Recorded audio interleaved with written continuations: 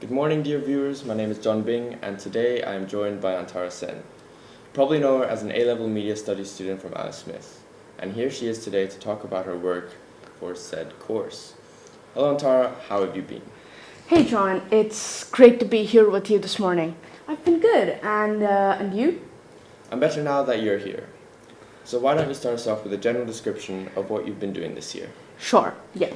So this year I chose to complete the short film package. I was drawn to it because I've always loved telling stories, and this was a great platform to do so. What was the story of yours about? Well, um, after a lot of research, sampling different demos, and picking a target market, I decided to tell a story about the effect of mental health on teenagers. Wow, heavy topic. Yeah, I've had my own experiences with mental illness, and I wanted to put my experiences out there. It helps not to feel alone, and I wanted my story to reach those who couldn't fathom the idea of being part of a larger, struggling community. Wow, that's a great intention if I've ever heard one. So, you mentioned doing research earlier? I was wondering then, how do your products use or challenge conventions, and how do they represent social groups or issues? Ah, yes. I had to find a subtle balance between conforming to the conventions of dramatic texts in short films while also subverting them enough to tell tales from a fresh perspective. As you said, as I mentioned before, there's a lot of research that went into the into my coursework, and what I found was that the conventions of the drama genre are actually quite distinct from the conventions of short films. So I also had to find a way to balance which conventions I wanted to follow and which I didn't, and form, a recognizable drama short film, and combine the two media into one. So, what I'm going to do for the benefit of the audience first is to actually list out and summarize the conventions of each of these texts. So, the dramatic genre actually it often creates a strong sense of realism by representing real settings and relatable characters. So there is verisimilitude created. The protagonist often undertakes a challenge that leads to significant emotional character development. Emotional arcs of the ensemble character are focused on. The narrative creates pathos in order to anchor a feeling of empathy for characters, and this empathy keeps audiences hooked. The use of the hermeneutic and proeretic codes create climaxes and anticlimaxes within the story, which keep the suspense alive. The diegesis is driven by conflict, one which often links to the protagonist's pitiful backstory, and that establishes hardships, adversity, or pain. Drama texts often follow the complete Todorovian narrative and traditionally have a satisfying resolution or a happy ending. Short films, however, also have some conventions, and some of these conventions actually directly oppose conventions of the drama genre. So, for example, the first thing is that in short films, because they're produced by independent filmmakers, they aren't bound by the monetary considerations that larger production companies are often limited by. So there's a lot of creative freedom. However, short films are defined as texts that are 45 minutes or less, which is not a long time actually. And so, due to time constraints, a lot of meaning is created through more subtle cues like cinematography, mise en scène, editing, and sound work, rather than explicitly stating meaning through dialogue or acting.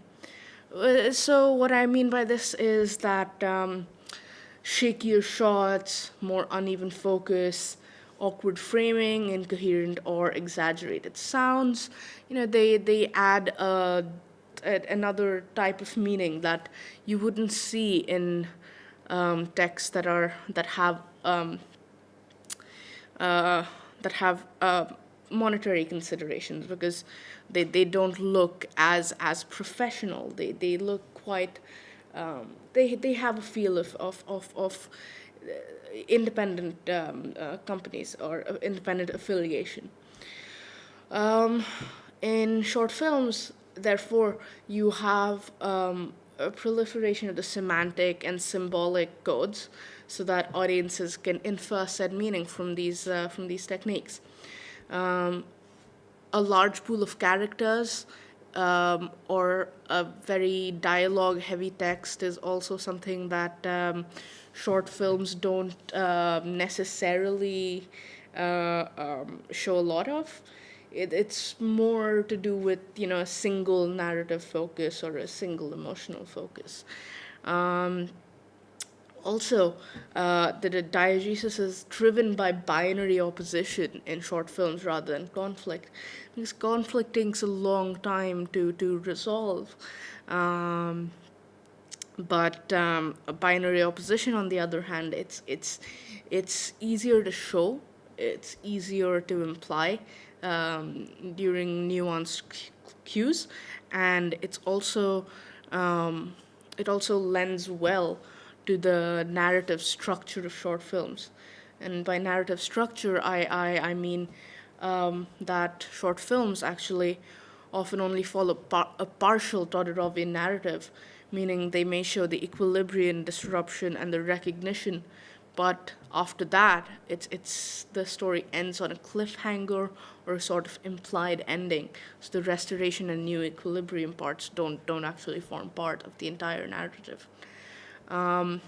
Also, uh, if we look at props character roles, short films often only have the hero and the villain and maybe the prize, but more complex characters such as the helper, the father, or especially the false hero are hardly ever touched upon in short films.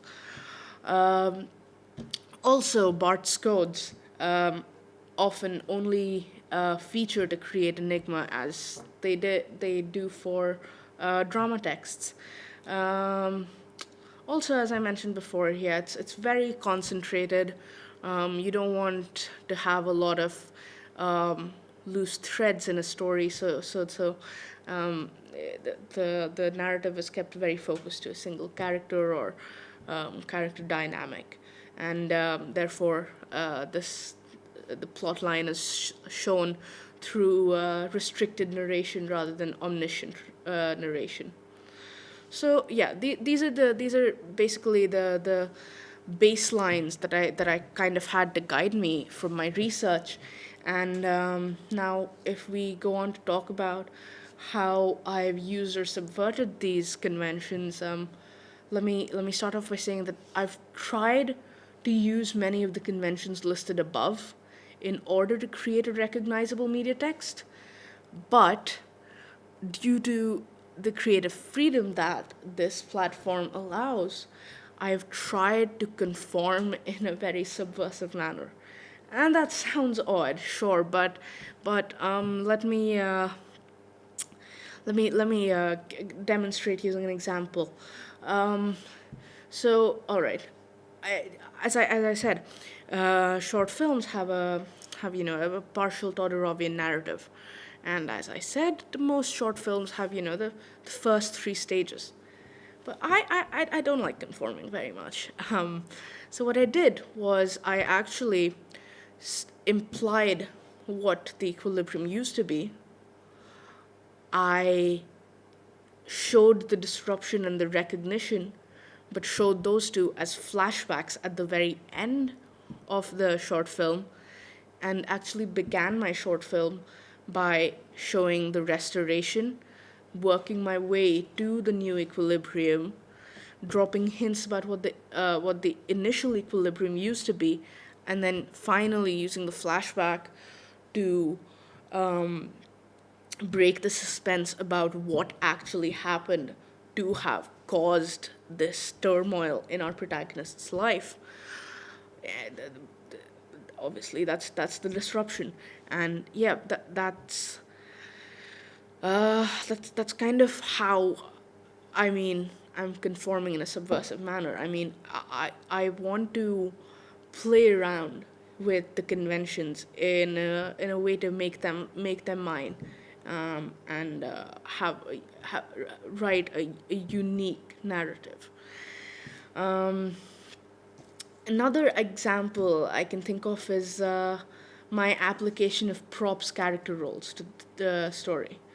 The hero is obviously the character that the story revolves around, which in the case of Remains is Jack. But the villain, Prop said, is the Prop's villain. It actually has nothing to do with today's ideas of hero and villain, which is good and bad. It had nothing to do with the intentions of the villain. Rather, the villain was determined by the villain can be defined as the force that causes the disruption. So what I mean is, in Remains, the disruption, as I said, is shown at the end, and the disruption is Peter ending his own life, and the recognition is Jack walking in, but since Peter's the one who causes that disruption, Peter's status of mortality is what changes and causes a fluctuation in the set equilibrium of Jack's life. Therefore, Peter is the villain. And yes, if I say that, that there will be controversy because, colloquially, the villain is said to be the bad guy, but Prop never theorized the villain or the hero to have anything to do with good or bad. The hero was simply the character that restores equilibrium, and the villain is the character that disrupts the initial equilibrium. So yeah, that's one way of showing of subverting common expectations about character roles. But also, my prize in the story is actually Jack wants to find peace. He wants some answers. He wants to accept this death. He wants to feel all right. So the prize actually becomes an abstract concept. If if you look at the traditional way, the traditional phrase for the term prize by Prop, it's the princess. So in a manner, I have personified this acceptance as an elusive character and that's all Jack wants. He wants to find some answers. So there are. I've taken the concept of character roles and then applied it to non-characters and concepts as well. And I think in doing so, I've attempted to highlight the fact that the journey that our hero goes on is an emotional one. If I look for another theoretical example, say this contrast between the genre dictating that conflict needs to drive plot lines versus the platform dictating that the same narrative needs to be driven by opposition. I did have a way of settling this. The character Jack is actually he's implicitly motivated by both, is what I'd say. You see, the tension that's implied between the parents, you can see it through their body language in the very first scene. I was very clear about my direction there. I've mentioned in my blog that I was apprehensive about approaching my teachers to, direct them because they obviously have so much more experience than I do. But I was very clear to say that, look, I want these characters to have unresolved anger towards each other. They have suppressed that anger. Um, no, not have suppressed the anger, sorry, to have used the anger to suppress their grief about their son's death. That's especially what the father does. And, because he isn't able to properly process his grief, um, there's a lot of this surface level irritation, frustration, and confusion that he kind of projects onto his wife. And the mother, the way she kind of takes it and doesn't really retaliate. It shows that she's used to it. That this power dynamic has become a pattern in their relationship. So um, this very clear tension between the parents. It's this conflict between the parents is actually oppositional to the love that Jack seems to remember he and his brother having, because in the way that he feels about his brothers not being there anymore, in the way that he talks to his brother in his head, in the way that he engages and interacts with his brother's old things in his brother's room, kind of shows a very close connection, a very close bond. And so you know, there's this kind of juxtaposition of what is expected of a family. Not only is there a dichotomy between the two relationships inherently, because one is filled with anger and negativity and the other full of love, but also you kind of expect the parents' relationship to be a smooth, supportive, nurturing one, whereas the brothers to have more of a more enhanced sibling rivalry. But that it kind of subverts expectations, and in doing so creates opposition. And also in the inherent nature of the relationship, that ships there is opposition, which I've used as a means of telling a story about the family dynamic that you never get to see on in mainstream media. I mean, mainstream texts, they have failed marriages, after divorce, and they have functional, stable, healthy marriages, but they don't have the middle part. They don't have the stage that, what happens when the marriage is getting to the point of divorce. And I think that I wanted to represent that because ever since I was a kid, I've been kind of exposed to some kind of unhealthy romantic relationships in my family and my friends' parents, and etc. etc. Seeing adults that kids should aspire to. Seeing them have these relationships, and because I'm Indian, it seems like all of these marriages, they're stuck in that phase of getting to the point of breaking apart. Indians, we don't believe in divorce. We frown upon it. And so I wanted to represent that, to show that that there are kids out there who kind of grow up with this toxicity, grow up in this toxicity. And I wanted to represent a family dynamic that is often ignored, that is often just not talked about. It's uncomfortable. It makes people awkward. It you can't really, people don't know what to say to that. And I understand why people are reticent to have these conversations. But then again, these conversations are ones that need to be had. I mean, we need to talk about those kids. We need to talk about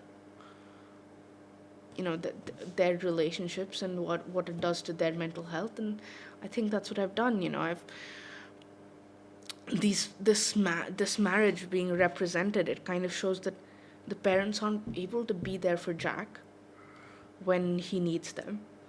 They are so caught up in their own relationship and its effect on their grief that Jack, who's suffering in the story from situational depression, actually doesn't have anyone he can count on. I mean, the person he trusted most, his brother, has left.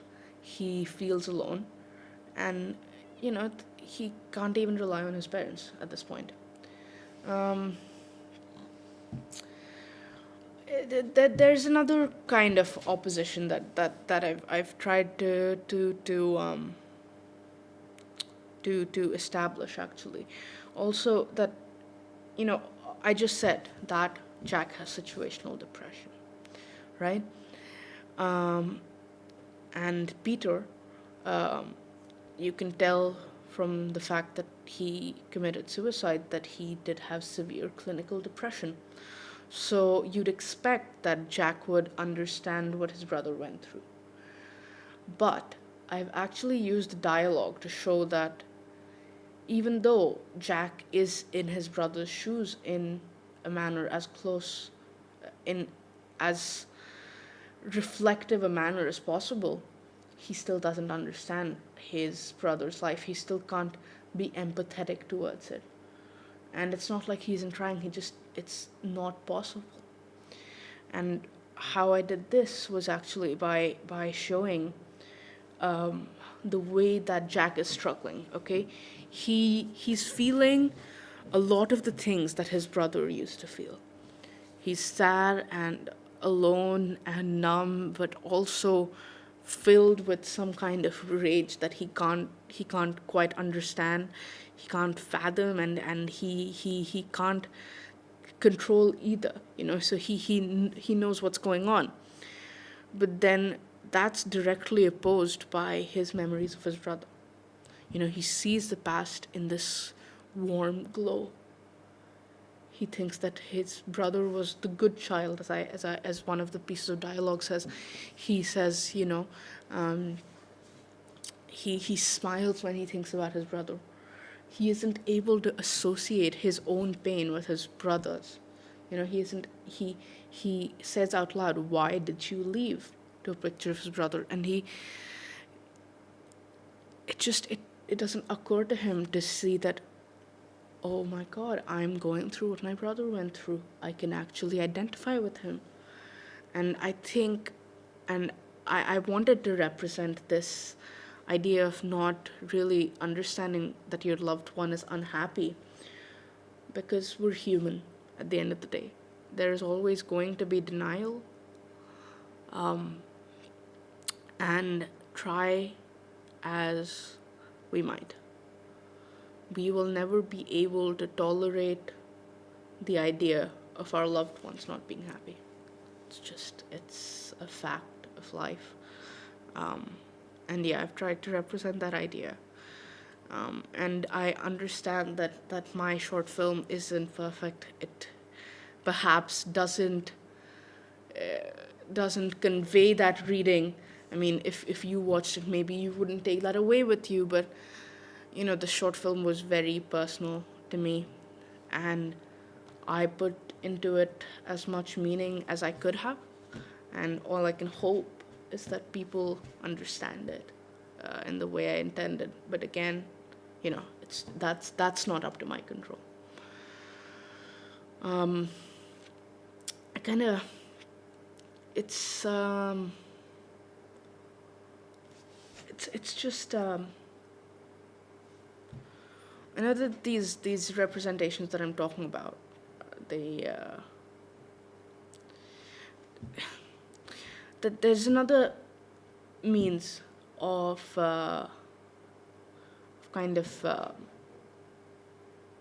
representing depression that I wanted to do via theory. Okay, so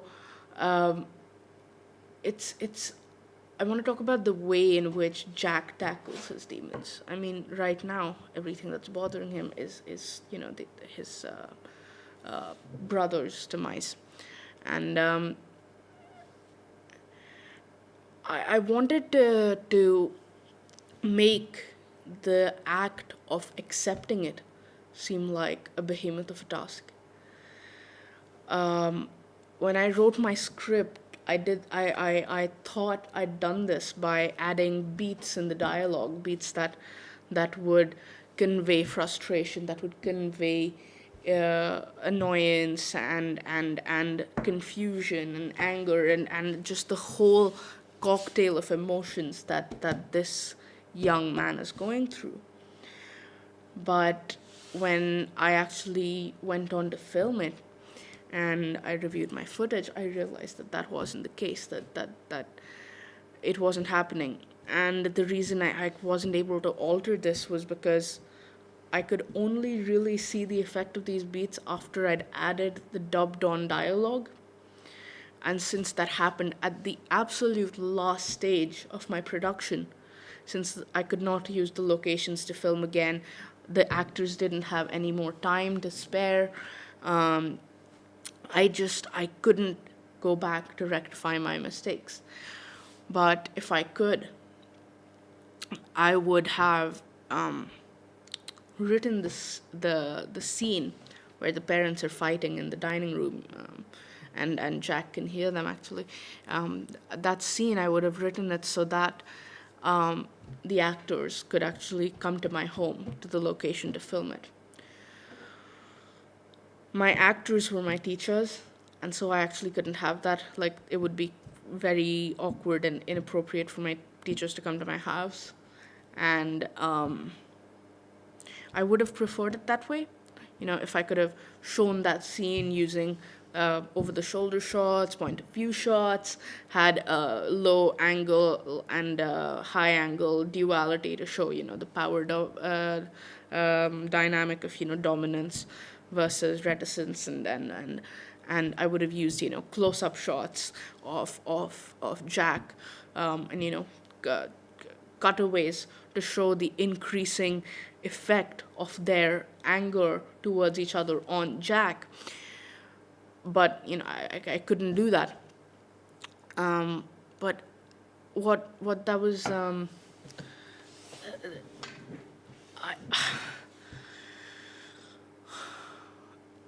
I if I could, I would have used different actors so that I could have achieved this. I could have brought them home. I could have directed this scene visually rather than just using dialogue. Um, Rather than just using dialogue. Um, and the audience could have had a direct look at the scale to which the parents fought and, its consequences and repercussions on Jack. This would have made his reaction of angrily slamming the door and then instantly breaking down afterwards seem much more appropriate, and it would have seemed like a sensible following scene. It would have enhanced the effect of all my enigmatic markers, because it would have forced the audience to ask the question, what happened to this kid? Why is he reacting like this? It's just a fight, but the scene would have shown that it wasn't just a fight. It was something much deeper, and I think that the effect of this tension that I've built throughout the short film, it isn't as strong as I'd have liked it to be. I think that particular scene would have added a whole new depth to it, that I wish the short film had. Speaking of creating enigma, I wanted to use dialogue and Jack's actions to obviously foreshadow a dark ending. But I also wanted to make these hints subtle enough to surprise my audience with the end. I did use both the hermeneutic and proetic codes, but the way in which I slightly subverted their use was by using a string of semis from the semantic codes to form a symbolic code that hinted at the suicide. So, for example, the therapist said, Jack hasn't even entered his brother's room yet. Sharon says, he or Peter isn't coming back. Jack says, "Why did you have to leave?" To a picture of Peter. All of these form together to have to create the meaning of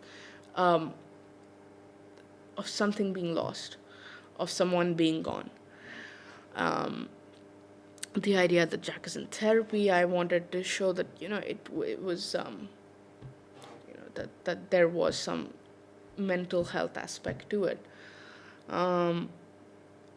Eh, the the meaning which can be inferred from each piece of dialogue individually was supposed to add up by the end in order to create suspense around what really happened to Peter. The resolution to this enigma, I wanted that to drive the narrative, but I think that those hints, they just got lost in my short film.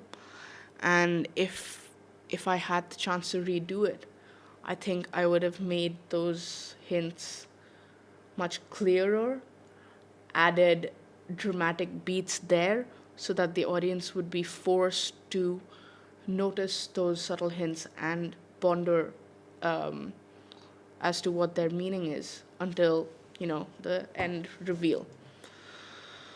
uh, so that's just some of the ways I've subverted the conventions, and I know I didn't do as great a job as I would have liked to to create meaning through my subversion. But there are conventions that I did choose to conform to. Examples of these are the narrative focus on a single character and his emotional arc, the use of pathos to therefore create empathy around not only the character but a larger issue on as a whole, which is suicide and what happens to suicide survivors, and the establishment of local and temporal realism by creating verisimilitude through costume, um, the language used, the lighting, props, and sets. Finally, there is just one last convention I'm yet to address. This is the one about satisfying resolution. The emotional arc ends when Jack allows himself to enter his late brother's room and remember the events of their childhood and his brother's passing. However, there's nothing satisfying about this, and I wrote it this way deliberately. I didn't want there to be a tension breaking beat at the end. What I wanted to say by doing this is that when it comes to mental illness, when it comes to emotional issues, there is no single breakthrough. There is no build up and resolution. There are a set of up regular ups and downs, but it isn't just one horrible depression and then one instant cure for it all.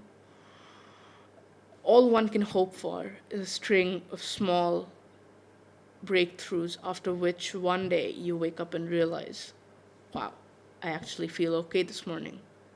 Mental illness has no one shot recovery, it is a journey, and I wanted to show that. It's a process, and for Jack, allowing a memory of his brother to surface, going into his brother's room, it was only the first step. Continuing on about the representations in my short film, the objective of this media product was to show the aftermath of suicide, a side of the story that is often overlooked. You know, we media texts that revolve around mental illness, show getting to the point of suicide, the diagnosis, maybe the prevention, but they don't show what happens after. I think that has a lot to do with the way the human mind behaves. We're so we're we're so closed off to the possibility of losing our loved ones that we don't prepare for what happens if we ever were to lose them. So there was a gap in the market for a film like this, for a story like this to be told. And I've chosen to tell this tale of suicide, and but the fact that I've done so is in itself a very controversial thing. I mean, in a lot of cultures, even the mention of suicide, it's too taboo. It's stigmatized, and you know, even being from an Indian family, when I first learned that I was depressed, I mean, it's been more than a year since then, and my aunt, she's one of the people I was closest to. I used to be so close to her. The reason we grew apart is because she couldn't see the way I really felt. She couldn't accept that I was not okay, that mental illness is a real problem that people face. I mean, I'm quoting one of my uncles here, and he says, mental illness is a capitalist, what did he say? A capitalist scheme. So that's why I chose to tell the story, because I felt alone for a long time, and I thought that maybe if I told a story like this, then someone who watched it and someone who felt the same way as me would someday maybe not feel this way anymore. So through this short film, I've represented clinical depression through Peter and situational depression through Jack. These representations are not objectively fair. They're obviously subjective. I mean, mental illness in itself is a topic that is very personal, and there is no one-size-fits-all representation for it. The stages that I've shown, I mean, after committing suicide, that stage, it's the very last stage of depression, because, there are a lot of people who are depressed, who don't even have suicidal ideation. I mean, who don't even participate in suicidal ideation. So, my representation, it doesn't take into account the whole of the community that identifies as depressed, that has been diagnosed as depressed. But, it's still a story that I think not enough people know of, that this could happen. Also, I'm a teenager, of course, and being part of my generation, suicide is actually taken very lightly. I mean, it's made light of on a daily basis by my peers, and sometimes I'm embarrassed to say even by me. I mean, people joke about killing themselves every day just because of how difficult schoolwork is, or how difficult it's going to be to get a job in the future. I mean, we say things like, oh, haha, if this doesn't happen, I'll kill myself. And I kind of wanted my story to add gravity to a topic that cannot be taken lightly. It is a serious thing. The role of Jack is therefore to give a glimpse into what suicide actually leaves behind. He's traumatized and angry and confused and sad. And I did a lot of research into suicide survivors. Suicide survivors, the term is actually used for the family of those who are departed from having taken their own lives. So it's people who are left behind. And I wanted to convey the cocktail of emotions that these people feel. I mean, I read a lot of blogs by them. I watched video diaries by them. I really engaged with the community of suicide survivors. And I found that often they are unaware of the magnitude of their loved one's mental illness, and therefore don't even get closure once their loved one is no longer around. I mean, And when they try to find this closure by talking to the people who are left in their lives, rooms become quiet. Things get uncomfortable. And my story, it was also, a way to advocate for these people. It's a way of telling these people's friends and trusted confidants to, say, look, your friend is having a hard time. Don't close up because of your idea towards suicide. I mean, just treat them with empathy, listen to them. Just your presence is enough to help them heal. I found that a lot of times friends of these survivors, recommend therapy, but I did include that angle in my story, and it's kind of and the reason that the therapy in the story doesn't work actually is because no matter how much work you do to heal yourself from something that's happened in the past, if you don't have support from the people you trust most, then that wound is going to keep getting inflicted because you you won't be happy enough to allow yourself to move on. So the parents, because they keep fighting, and because they aren't there for their son isn't able to engage with the therapy, with the help in the way that he needs. It's kind of like, if I had a cold and I was taking cold medication for it, but if I kept, you know, blasting myself with the AC and not taking care of myself, not wearing warm clothes, my cold wouldn't get better. The medicine itself on its own can't help, you know. So that's kind of why I included the parents as well.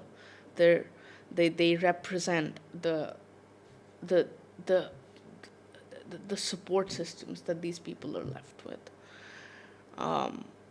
But another role that the parents actually are meant to play in the story is actually a personification of the voices that are left in these survivors' heads.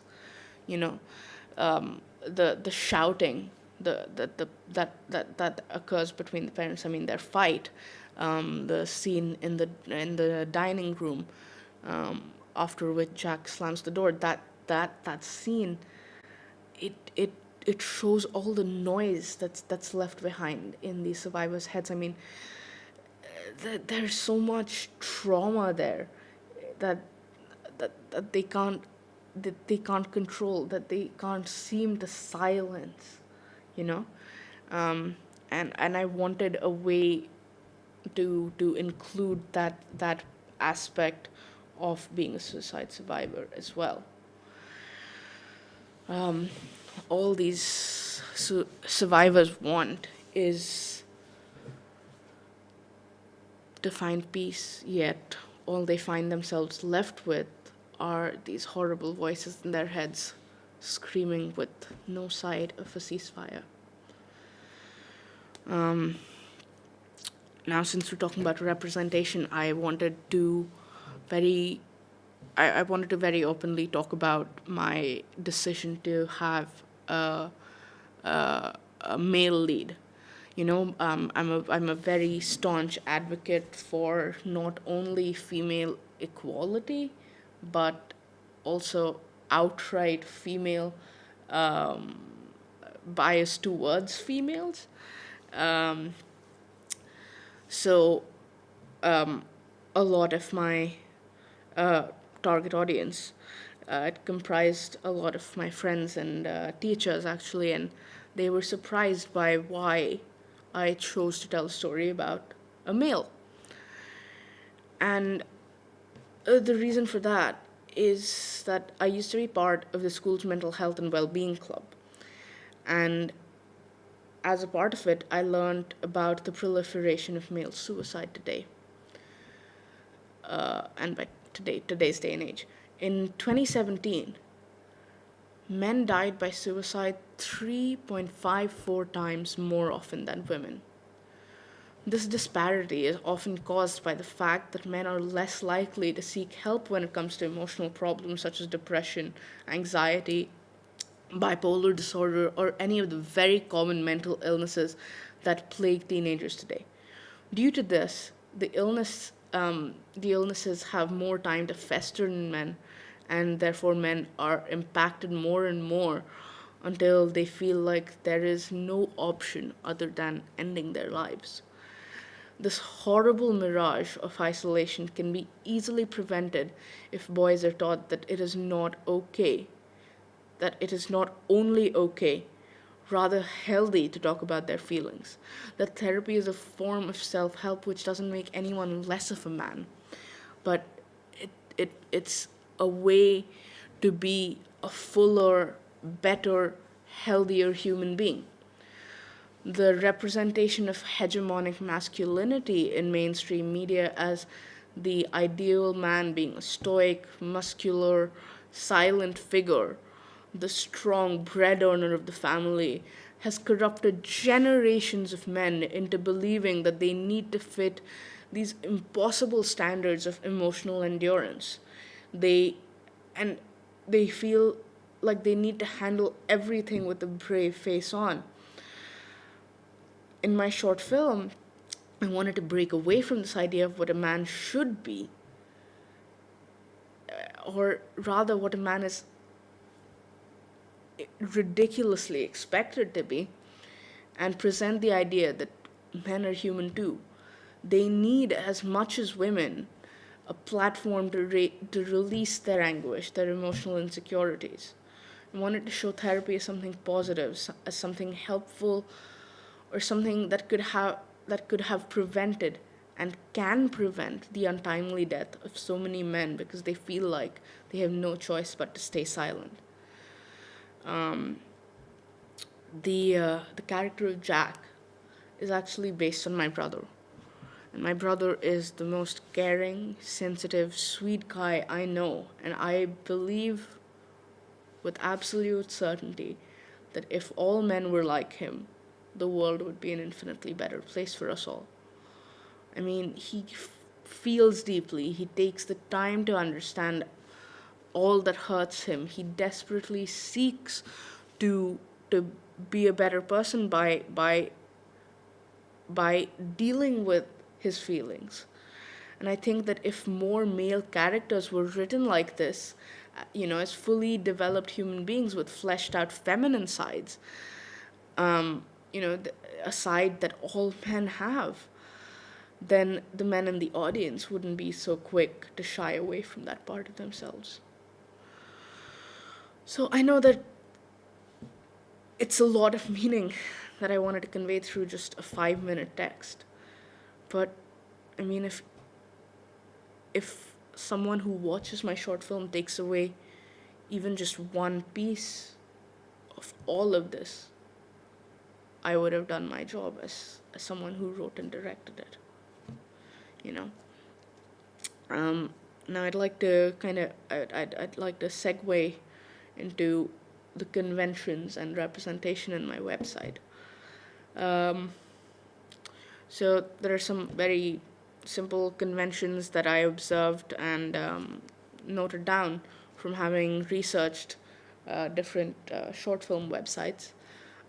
These include minimalistic design, a light color scheme, sans serif typeface because it's more readable, stills or details of previous work, and about the director section, links to a Vimeo page, external links, partnership details, cast details, description of previous work, and a list of critical acclaim. All right, so let me think back to my website. Right. Um, so when I was making the decision of what conventions to use and how to use them, I realized that these are very standard conventions, and I will have to use them in order to make a recognizable short film website. but I didn't exactly subvert them, rather modified them to add a more personal touch to the website. I feel like independent platforms by filmmakers or musicians or artists, independent platforms as a whole are more engaging for the audience, just because there is more of a scope to interact with, more scope for the end user to interact with the creator. You know, there's there's a higher possibility for reaction or response in the form of, changes made to texts or explanations, or things like that. So I feel like having this personal touch in a website, it's important to showcase the character of a filmmaker. You can't have a bland website. You should, I feel, add something that shows who you are outside of just the content, the video work that you've showcased on the site. So I found that short film websites are often quite bland in order to make the videos stand out even more. But I felt that a pop of color would complement the dominant image if done right. So I added a background image to the navigation bar. I made it less bright and desaturated it so that the image doesn't pop too much, but it also adds another layer to the page, which makes it more in line with today's digital field of having color everywhere. Also, the navigation tabs themselves are more personalized. They when a user reads them, they feel like this feeling of being in conversation with the director is created. By using phrases like "just a glance" to say latest work, or "the tales we tell" to show previous work, or "why we're here" to mean about the director. It adds a layer of interactivity. It also allows for the feeling of community, which is a core use from the uses and gratifications model by Katzengerevich. And I feel like having that aspect of companionship between a consumer and the director helps in conveying a more accurate meaning of what the director actually wants the user to decode the message as. I've also used links to actors' pages, which show synergy, and there's cross media convergence in the form of different web platform links that I've included. And the website does represent different groups of people through the images I clicked and embedded. Some pieces of text on the website represent social and industry specific issues as well. So each so when you go onto the website itself, and you click on and you hover on the navigation bar on the menu button on the navigation bar, and you go to the tales we tell, you'll see 8 different movie stills, which show previous work. And since these are only stills with minimal context, there isn't a lot of meaning which can be interpreted, but I still wanted to show a diverse range of minorities included in my website to show that North Star is a liberal and representative production company. So I'm going to go image to image and kind of explain what each of those are meant to mean. The still for remains is shot from around the middle of the film. It's not meant to give anything away about the film, and so the image alone is just a picture of the character. However, when reading alongside the blurb next to it, which says, and I quote, "A brother's journey through grief," the indirect mode of address and the line of sight in the image itself show that the character is focusing on an out of frame object. And this gaze into the beyond could connote for a longing for something or a search or something that's out of reach. This subliminally causes the audience to wonder what the character is looking at, and the enigma hooks the audience into the film. Next is the film, the Je suis still, and it's a very simple shot. The film itself does not feature any minority groups and is a simple comedy about a traveler. In order to construct the image of traveling, I chose the British colonial part of KL, which is the city I live in. Um, I wanted this location because of the architecture of that part, and how it resembles a more European style. I also had daytime high key lighting. This was so that I could convey that the film is a comedy, and that it has a very light narrative theme. And this meaning is further anchored by the facial expressions of the character, who looks kind of joyful, kind of hopeful. Um, Also, the subject seems to be making eye contact with the person behind the lens. That the shot that I've used, it's a point of view shot, and this creates enigma about who the character's travel partner is, and therefore generates interest in the still. Um, Next, if we move on to the still for headshots, hot shots, and her, I wanted this to be a movie that revolves around a woman of color in Hollywood. Thus, I set it in a green screen studio and framed the shot as though she is recording an audition. Excuse me there. Um, as the blurb mentions, the part about learning where she's headed has to do with the truth about the audition and what it reveals to her about the industry itself. Rising up in an industry that prefers people of one race to another is especially difficult for women of color, and that is the issue that I wanted to highlight using this webpage. Furthermore, by having an Indian actress in the shot, I wanted to subvert the stereotype that Indians only belong in Bollywood. I swear, you will not believe how many times people have heard that I'm going to film school or that I aspire to go to film school and asked me whether I want to go back to Bollywood. Back to Bollywood, as if I was ever there to begin with. Anyway, moving on from my personal rant, I wanted to use the next still to address quite a few issues.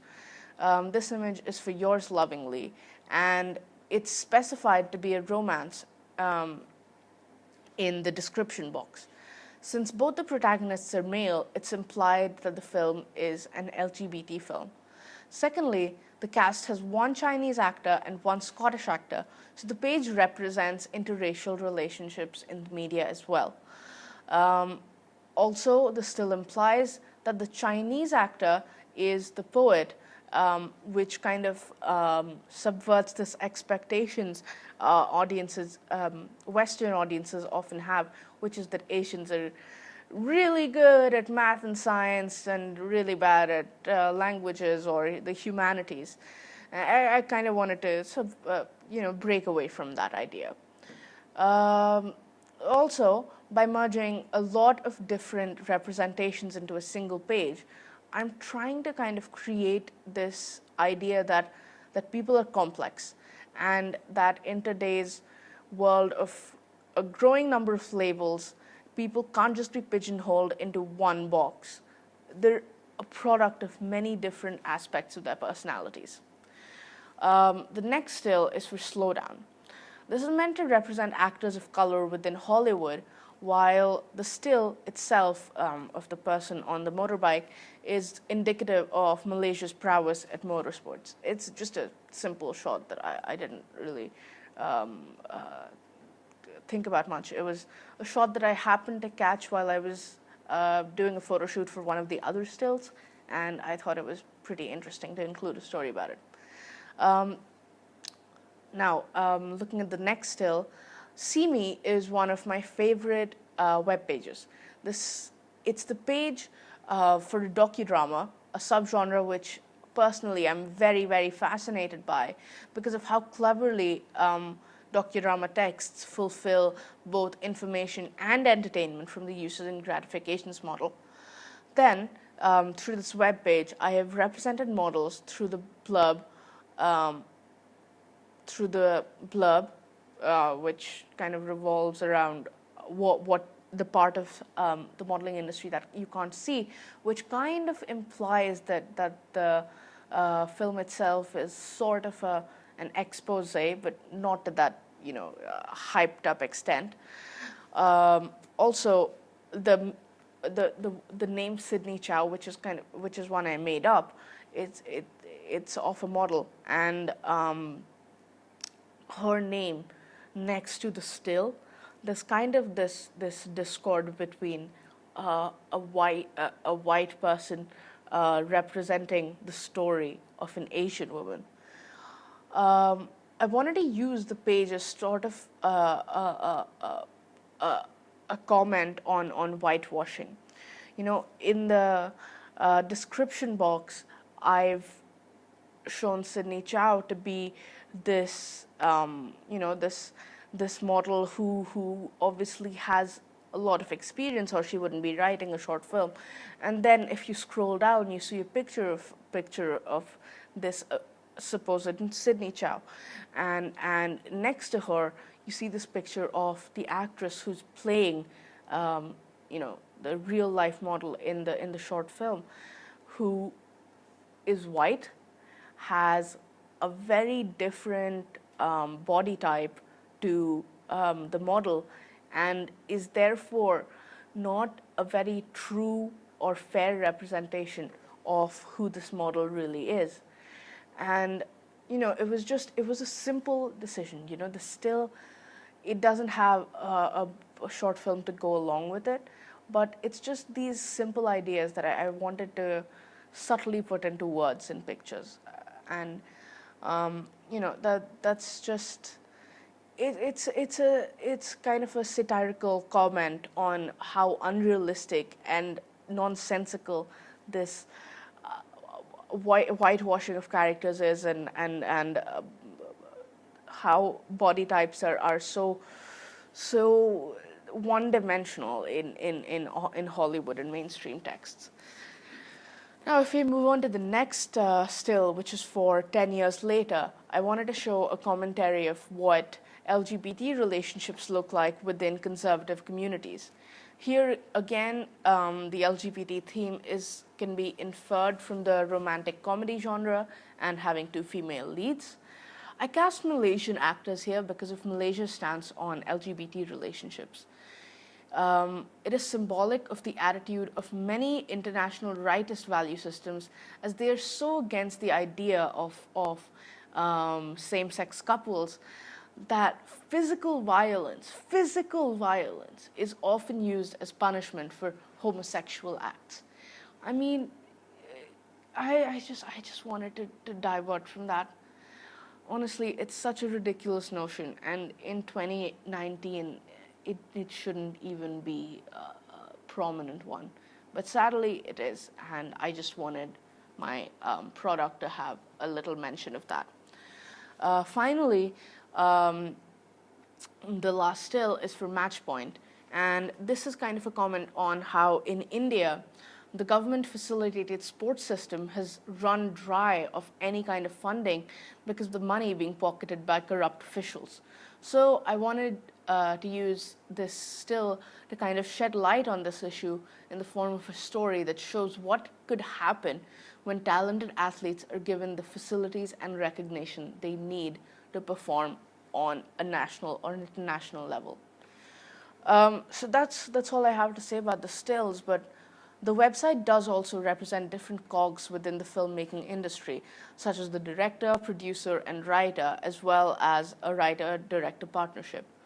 The Why We're Here page that can be found through the navigation bar shows the made-up relationship between Antara Sen, the director, and Nick Bloom, the screenwriter.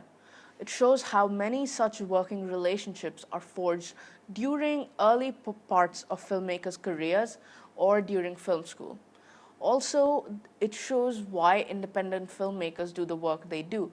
Through the testimonials, I've shown that despite the meager pay and financial instability that it takes to be a filmmaker, independent directors actually do the work and put in the hours for the representation of stories which no one has heard. It isn't for themselves. It isn't to be famous or to be affluent. It's to give voice to those who can't speak up. And I really wanted to include this idea of representation being used to generate empathy within audiences, because this is the reason why I want to pursue media.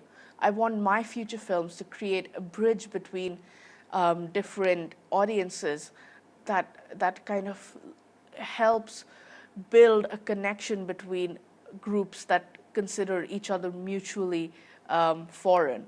And this idea can hopefully someday help, two very different types of audiences perhaps see each other in a new, more, humanly tolerable light. Finally, through the website, I also wanted to address this issue of funding that independent films have at hand.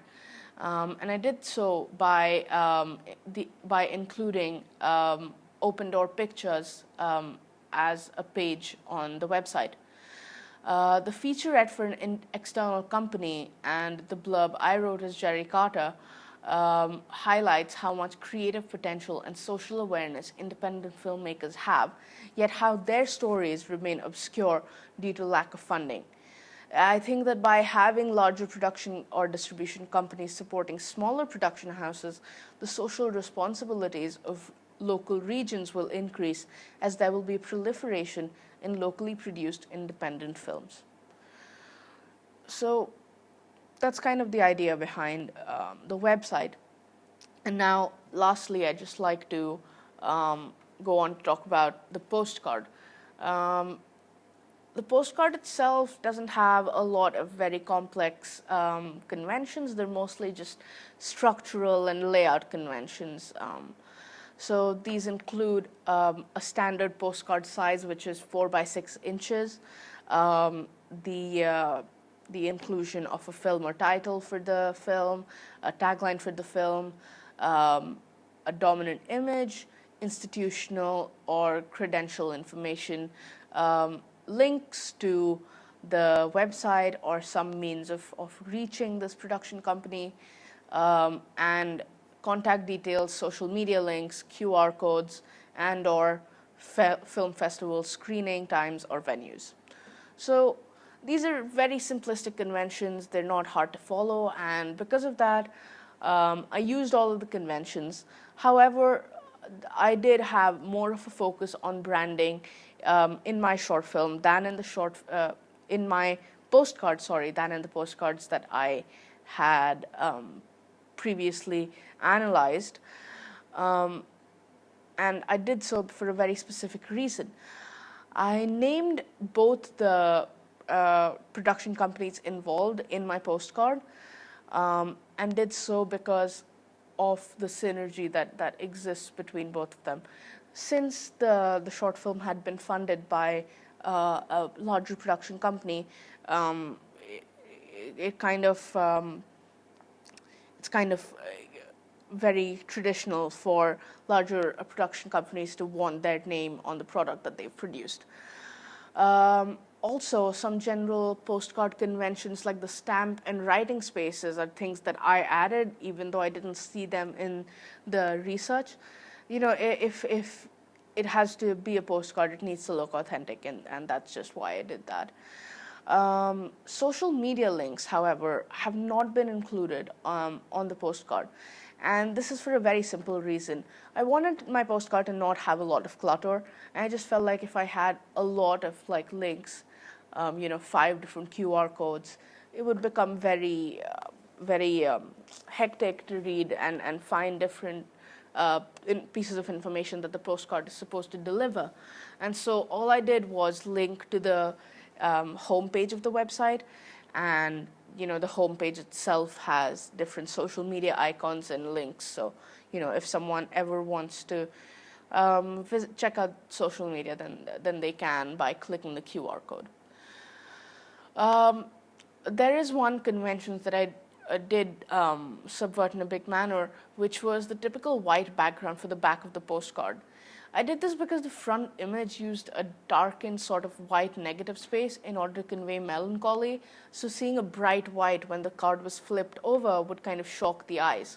So, and it would introduce this tonal duality, which could be perceived as a comment on the narrative. And I didn't want that risk, so I made the background the same color as the negative space on the foreground. Finally, if talking about the representations in the postcard, the postcard itself only shows a constructed image of the short film. The shot used is one which I created in order to convey the gist of the film. The photo frame shows that the protagonist is missing someone and that there's some form of loss and longing. The red and black shirt is symbolic of the emotional turmoil that the protagonist is going through. There's this, there are all these different shades of red on the shirt, and that's just a simple representation of the character's emotional perspective. The title remains being obscured into the wall shows that the protagonist, or the first thing a viewer sees on the postcard, is directly associated with the word. This could have a negotiated reading that he is all that remains, or that there is somehow some death involved. The film festival logos in front and the screenings at the back denote the popularity of the film within critics' circles, representing the ideas presented in the story as poignant and well said. The company logos and mentions of the production houses are representative of how even creativity cannot materialize into anything without capital support. So that's just the representation in the postcard. It isn't a lot. There isn't a lot of meaning that's supposed to be created. The postcard and the website are mainly here to direct people to watch other films by North Star.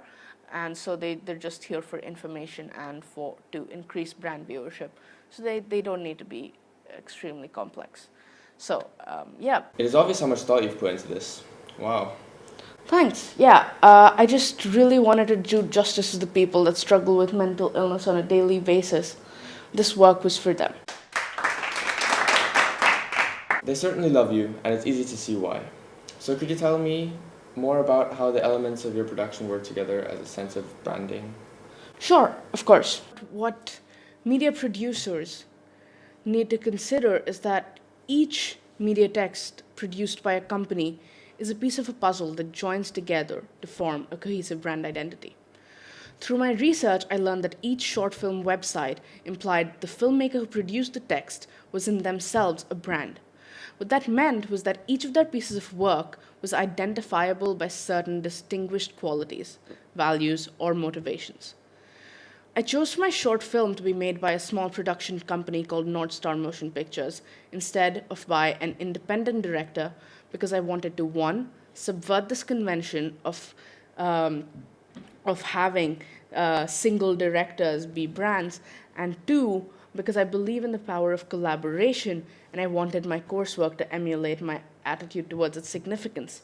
Furthermore, I found that it is easier for independent films to get funded by larger production companies if their investors believe that the director is capable of keeping a production company afloat, because such an act shows investors that the director is very considerate of how they use their budget, and also that the director will be somewhat focused on generating revenue. So, the first step in building a brand is to create a name. I, however, am more inspired by the visual. So when I wanted to make a brand, I started by creating a logo for it. To create the to create the logo, I used Adobe Illustrator and just made multiple drafts of whatever ideas popped into my head. Then I developed the two best ideas and got my target market to select which version of each logo was the best. In the end, I had two very distinct logos that I could use. One of these eventually represented North Star and the other Open Door. The logos that I'd made were very different in the style of illustration, color, use of light, and their graphics told a tale of each company's capital reach, attitude towards fair and equal representation of social issues, the ideals behind their narratives, and what kind of characters they were willing to showcase. There was a reason behind every decision I was making. The North Star logo had a single line that connected a camera stemming from a star. It was a simple idea, but it had a much deeper meaning. The North Star is rooted in fables as the guiding light for travelers. By merging this image with that of a front facing camera, the logo implies that the film is the way to guide society towards a better, brighter future. The single line represents the single minded focus of the founders of the company. They have just one path to walk on, that of cinema. The curves and corners of the line represents how the filmmakers are determined to stay on one track, despite any and every obstacle. What can also be inferred from this is the independent nature of the company that this logo belongs to, which is North Star. And this is because line drawings are a very niche, specialized type of illustration. And this interpretation of being an independent film production house carries with it the conventions that people often associate with such brands, which is that the work is more leftist, more socially open, often challenges the social norm, and is artistically inspired. All of this meaning is created from a single logo, which I found to be remarkable because it illustrated to me how powerful a tool branding is. Then, when it came to analyzing the Open Door Pictures logo, I realized that this was very different. That logo uses a minimalistic approach that defines spaces using contrasting colors rather than lines or obvious shapes. The play of light and dark is most important here. The opening door allows light to enter, creating a gradient of gradual brightness. This has connotations for better future when the door is fully open and everything is lit up. Light often has connotations of knowledge and an expanding, evolving intellectual field. The use of a minimalistic design concept is very modern and shows that a lot of money has been invested by a company in order to commission its design. This means that Open Door is an affluent company which seeks to educate audiences through their media products. Thus, a synergy between Open Door and North Star is likely as they both share a mutual passion for openness and social justice.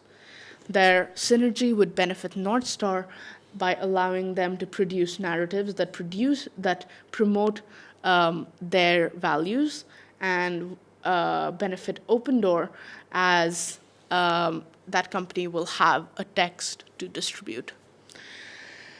Also, by having this kind of synergy between two very distinct brands, the cult audience of each company will be exposed to work by the other, which introduces each company to a new demographic, therefore increasing brand viewership.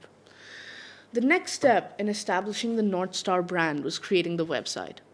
The logo guided me with this, as I already knew the core values of the company, and I just needed a site that emulated these ideas visually. In keeping with the simplicity of the single line, I made the website aesthetically minimalistic. Every piece of text, every image, every button had a use. Every decision on the website was made to help facilitate the ideas of social justice and awareness. A certain uniformity was maintained. Now, since Northstar is an independent film company and a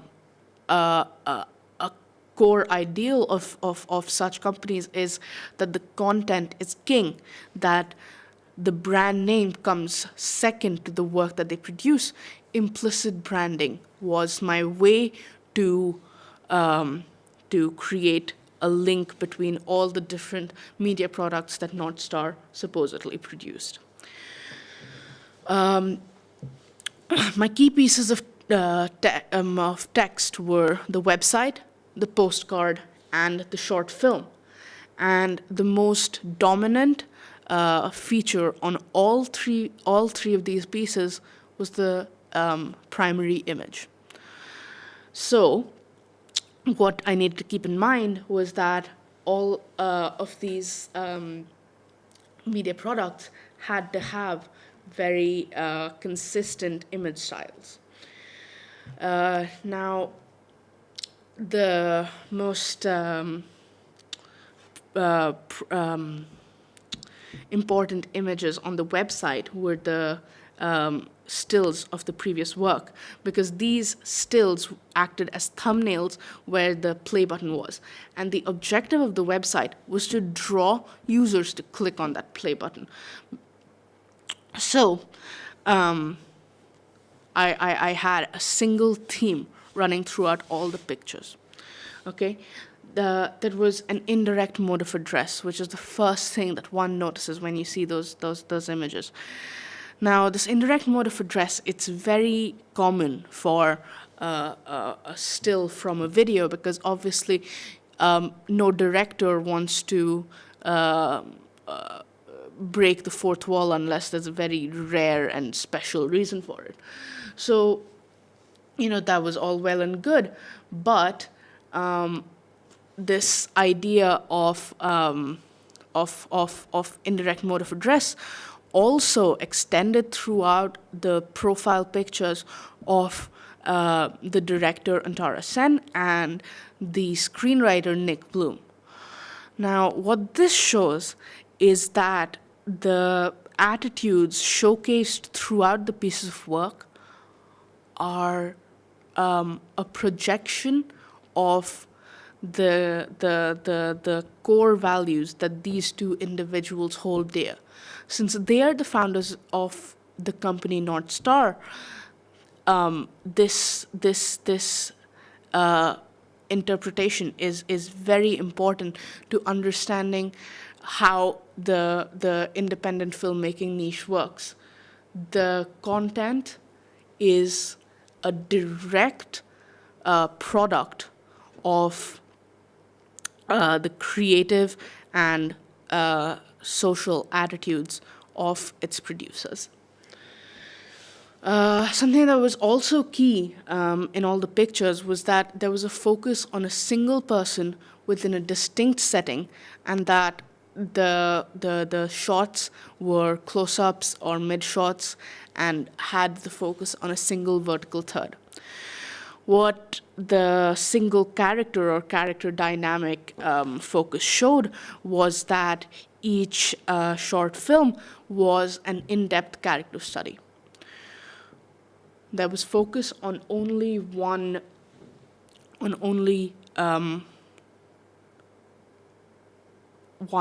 person, one person's story, one person's emotional arc. The story was concentrated. It was focused, undiluted by different branches. The stories didn't really have ensemble casts, and that kind of imbibes the whole convention of short films. the use of the close-ups and mid-shots, they kind of anchor this interpretation by showing that, the tightness of the frame kind of limits the area of focus. That's what the image style is trying to convey. Now, this image style, it kind of followed throughout the whole of the website, in all of the pages for the short films. If you go on the navigation bar, go to the Tales We Tell page, and then click on the Watch Film button for each of the projects, then that still is what you'll be directed to. But in order to link this to the postcard, I used the same features of these pictures in the postcard background as well. Again, there was focus on one character, which was Jack. There was focus on a single third where his face was, but this image did have differences, and I'm going to talk about those differences in a minute. Another key part of the website is the text. But what's very unique to short film websites is that although the website is the only product produced by the company that contains a lot of text, you never want that to be the focus. You always want the image, the video to be the focus. So I had to figure out a way to use to kind of obscure the text in all of my media products, in the website, the postcard, and the short film, so that that also became a cohesive brand style. So how I achieved this is by having a very specific style of writing in all three. The text is very succinct, it's very direct. It only provides necessary information. It's not loud, it isn't boastful, it isn't there to draw attention away from the focus of each media product, which is ultimately the audiovisual work. I mean, so apart from the writing style, a lot of focus on text also depends on the way that it's formatted. Now, when you get the postcard or you open the website, the first thing that your eye is drawn to is the image, and you want to keep it that way, at least until after the user has engaged with with the video. And to do that, I actually use different types of text formatting. I did a lot of research into text formatting actually, in order to learn how to kind of sway users away from focusing and engaging with text. The idea was to make it as less dynamic as possible. Because humans are drawn to movements. Our eyes are drawn to the way things change color, the way things change shape. And the text needed to be very simple. So there are a lot of key features of this text. Firstly, the website background is white. The black on white combination is actually a very powerful one, so I had to avoid that. The text is a dark gray color, and therefore it doesn't stand out. Also, the typeface of the bulk of the text is predominantly serif, and what this does is that serif typefaces are actually much harder to read. They take a long time to read. They demand focus and more brain power, So if a if human eyes see serif text, they're kind of put off by it. So I had serif typefaces on the website, the postcard, and the short film, to draw attention away from it. Of course, the text was there for people who did want to know more about the production company, but it was formatted in such a way that if you did read it, you would have to pay close attention. Now, this achieved two things. One, it made sure that the first thing audiences engage with is the image or the video. And secondly, if they do engage with the text, then they give it their full attention. That they give their brain time to process what the text is saying, and therefore they're more likely to remember it.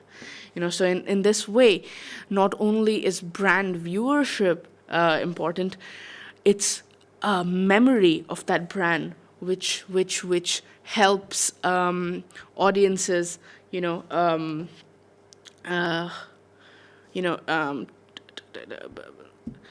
promote the brand via word of mouth or by sharing it on social platforms. Again, all now that's one kind of text, but the website, it had serif type, it had sans serif text as well, which was the headers.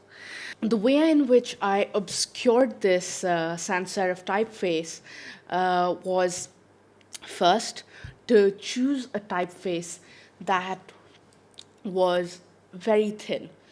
There are typefaces like maybe Helvetica or Arial Black or typefaces like that, in which the line width, it's about 2 to 3 pixels. But I wanted to choose a typeface which had maybe 1 or 2 pixels line width, so that the typeface, it wouldn't look bold. Secondly, I wanted to decrease the contrast between the header and the background, so that it didn't stand out. And to do this, I made the typeface a lightish gray, so that it could be read if looked for, but not otherwise. There is one kind of text, however, on the website and on the postcard, which I did want to stand out. And this is the interactive links. Now, independent companies are notoriously good at being receptive to their audiences. And they achieve this reputation by increasing interactivity between the producer of content and the end users. So, in order for this to happen, a user needs to be able to reach the producer. So interactive links become extremely important in keeping the brand's values towards audience engagement alive. So what I did was, throughout all my media products, I had the interactive links be sans serif first, because it improves readability, and I increased the contrast between the background and the text by having the text be a darkish shade of red, which made it, eye-catching and made it stand out even more. The postcard and the short film used a type of serif typeface, which I explained why before, but that typeface was very different to the serif typeface on the website. Why?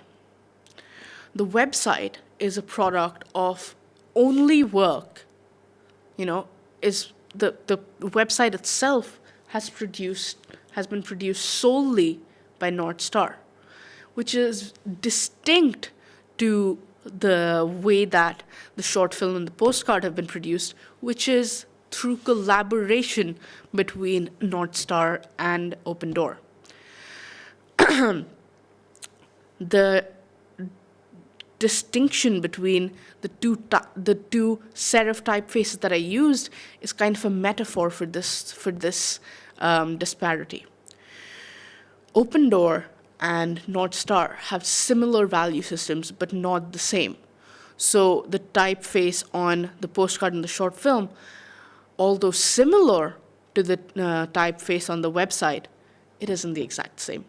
It's a tiny detail. It's a detail that audiences wouldn't necessarily notice, but it's a detail that I'm very, very, very passionate about including. It's something that shows me that although I'm doing this work for a lot of reasons, one of those reasons is because it gives me joy. Now, that's a whole lot of information on text, but another thing that really builds a cohesive brand identity it's the most obvious one. It's the color scheme. Now, color is a very important part of brand identity because it is just so very identifiable. People have human eyes and brains have a great way of discerning one color from another, and so having a strong color, having a distinct color palette becomes a very powerful tool in making a brand, its own distinguished character. It's kind of like a brand's fingerprint almost. So the colors of the website, short film, and postcard all had to tie together. In the short film, a key prop is the photo frame. And I chose it because I really liked the eye-popping red color of the frame. And I wanted the postcard to use that shade of red. So I asked my actor, Alistair, to wear a shirt of the same color, of the same shade of red for the postcard photo shoot. I also handed him the photo frame prop as a symbolic feature of what remains, the memories of what remain. And then when I took the picture for the postcard background, that's what I had. That's the mise en scène that I had. I used a darker shade of this red for the company credits underneath the title on the postcard, and the very distinct blue-colored shirt from the short film to kind of make the name of the company, North Star, stand out from the rest of the sentence that it's a part of.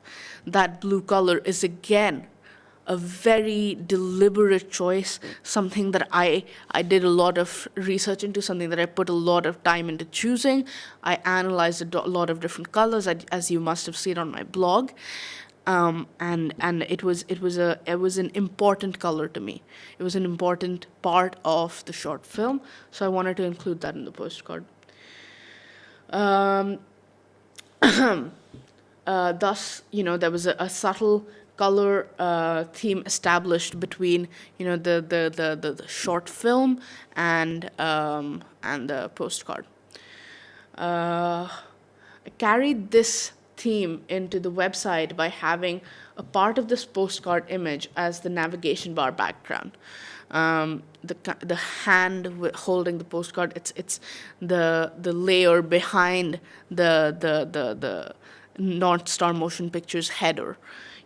And it adds a layer of identification of the brand through its work. It screams to the audience,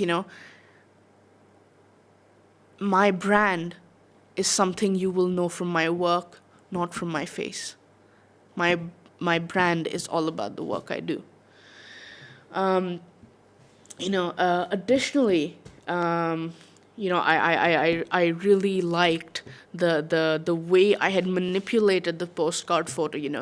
The darkness of the face in order to improve relatability, the negative space on the wall, the blue color of the leaves, and I wanted to make that the website background for the homepage. So I manipulated the photo even more, and in a slightly different manner, and made that the background of the latest work page. Then, this is one of those small little details that no one except me will notice, because it's just that nitpicky. But I really I felt very strongly about it. Is that all of the text, all of the hover effects, and the buttons on the website follow the same grayscale shades that are part of the postcard. There are three different grays used. The dark gray on the sideboard of the staircase, the medium gray of the floor, and the whitish gray of the wall. I use the dark gray for the hover effect on the Tales We Tell page. It's the color that I made all of the bulk of the text, and it's also the color of the icons, the scroll icons that appear on the bottom right corner of the web page. That's the same color that I used on the reverse side of the postcard for the majority of the text and for the address and stamp lines on the postcard as well.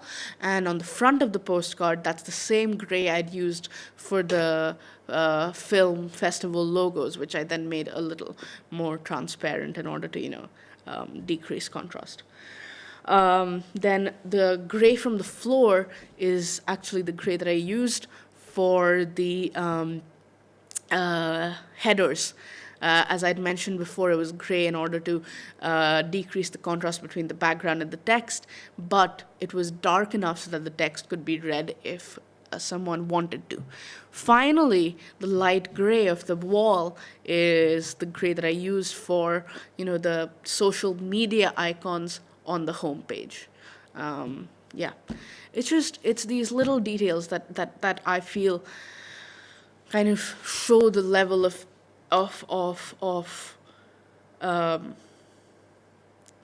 engagement I myself had with my products when I was making them. It was, I was completely enthralled by my project, and I've tried to show that through the work and thought that I've put into it. Now, when we talk about branding, since I mentioned before, all the work and all the texts produced are part of a production company.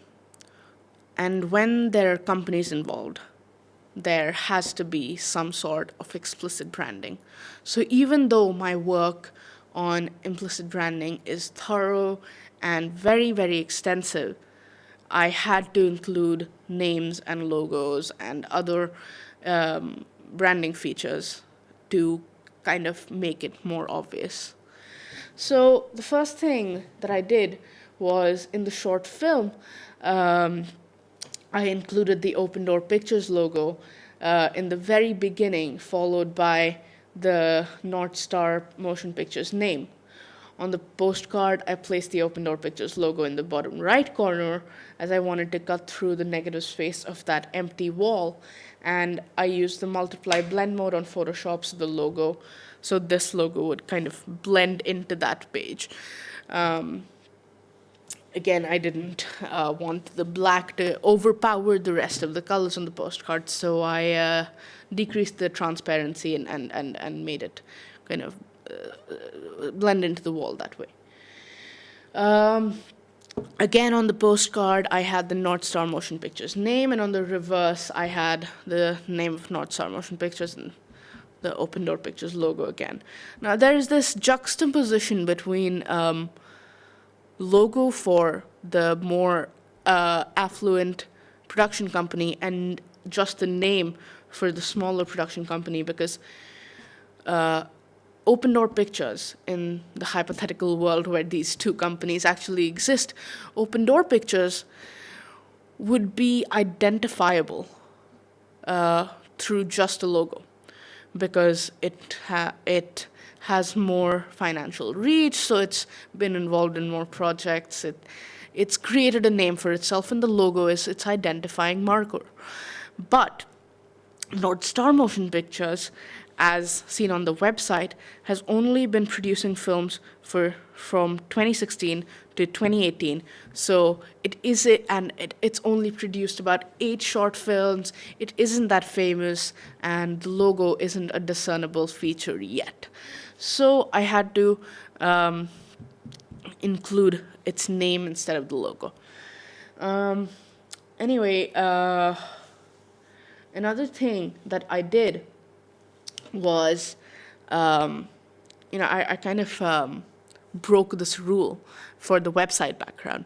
And why I did that was because the North Star Motion Pictures name was already mentioned on the header, so it kind of seemed redundant to mention it again on the background. So I had the logo, so that when people were on the homepage, they could kind of make a connection between the logo and the name, and have it as a sort of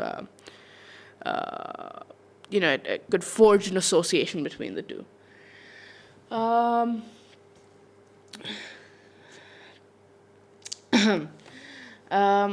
Another thing that I did was that on the reverse of the postcard, there were names of future screenings for the film, more appearances at film festivals. And I included the brand's identifying markers on that side, so that when people read through that list of screenings, when people started to identify how credible the work by North Star and Open Door Pictures is, they could be reminded of who created such a trustworthy piece of work, and their faith in the company's credibility would be built, rather than having the critical acclaim only build trust in a single product's credibility. It would act as a subliminal reinforcement for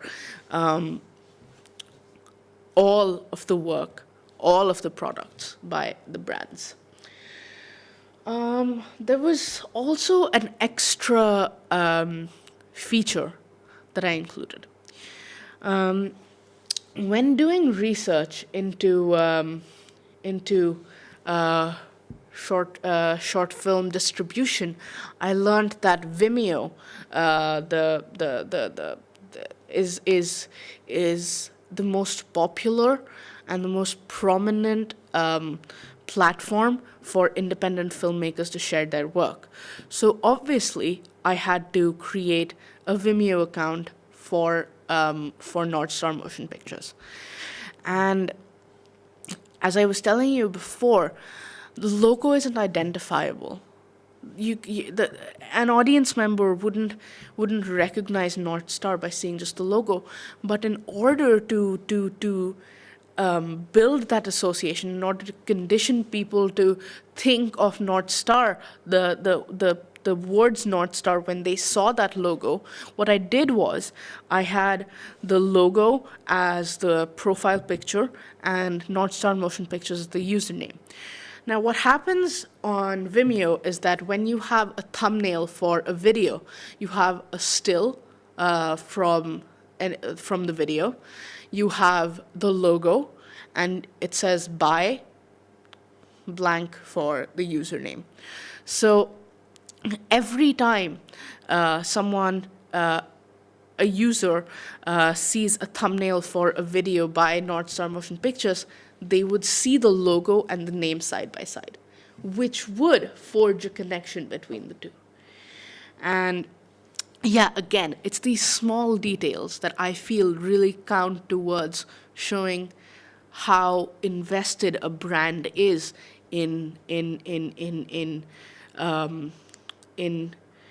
reinforcing a brand identity and therefore improving brand viewership.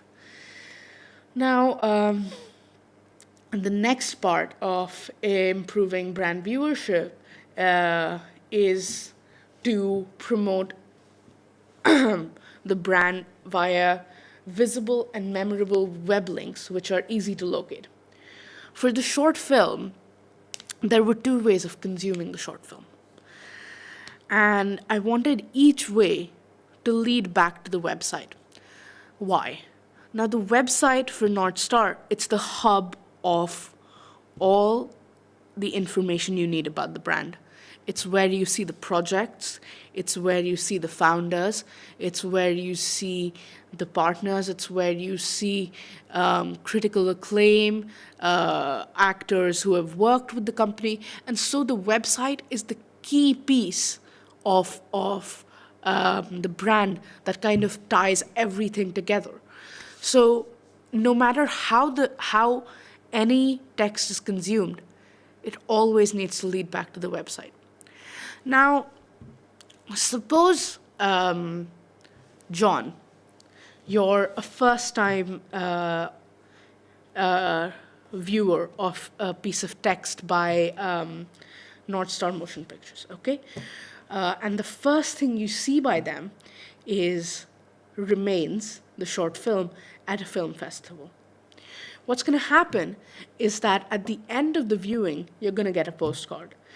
And what's clever is that the back of the postcard has a QR code that leads you right to the website. And the website has all of these other links that allow you to engage with other products that this brand has made. But suppose you view the short film not physically at an event, but rather online. What do you do then? Well, Vimeo as a platform allows its videos to be embedded onto other sites.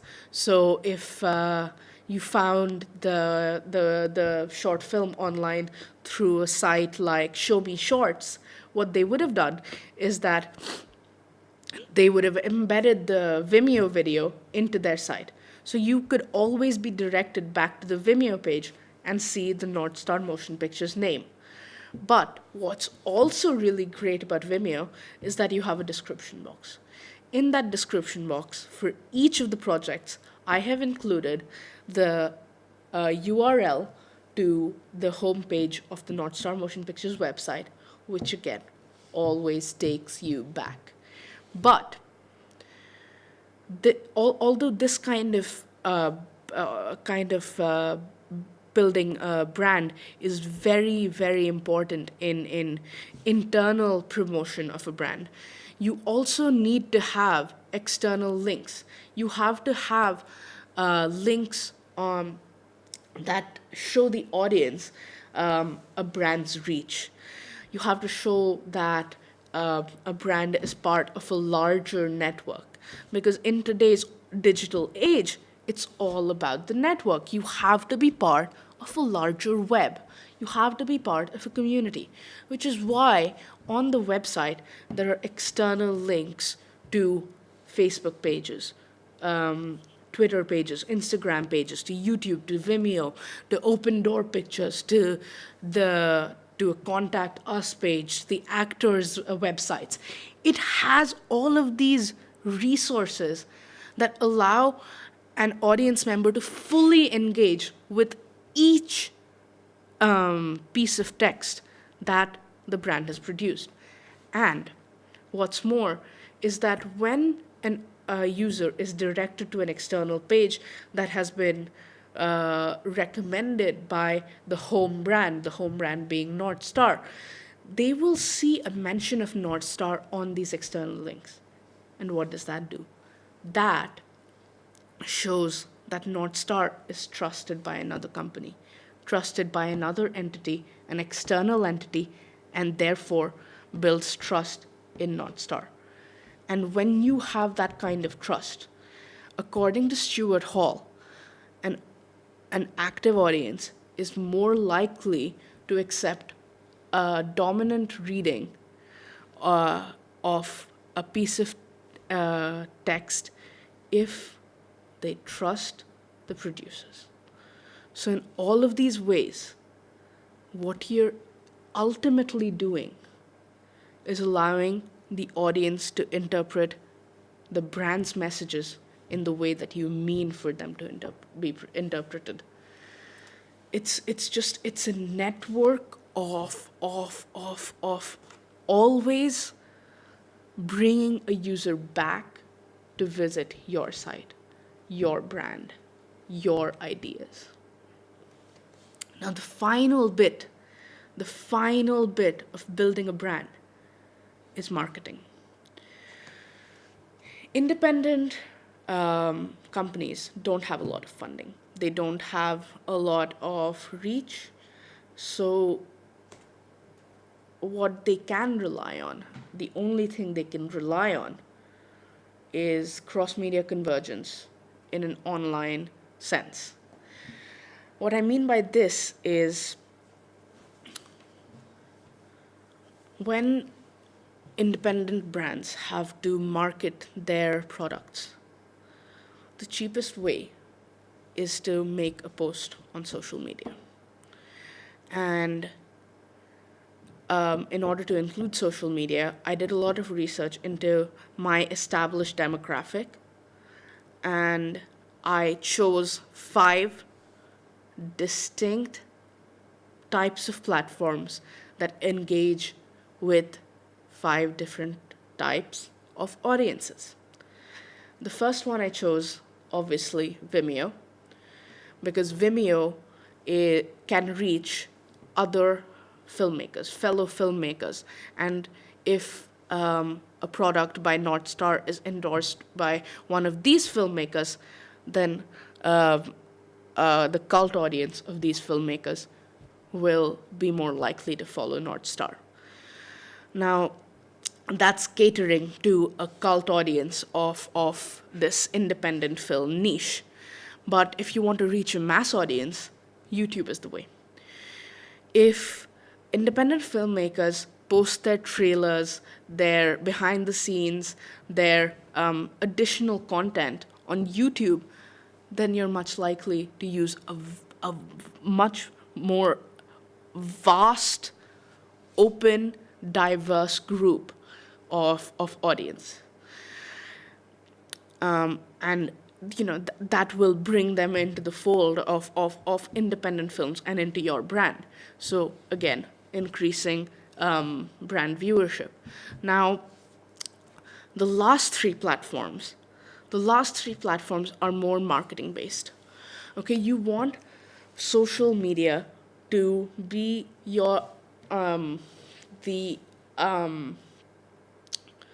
to be a tool to notify your cult audience of when you need them to interact with you.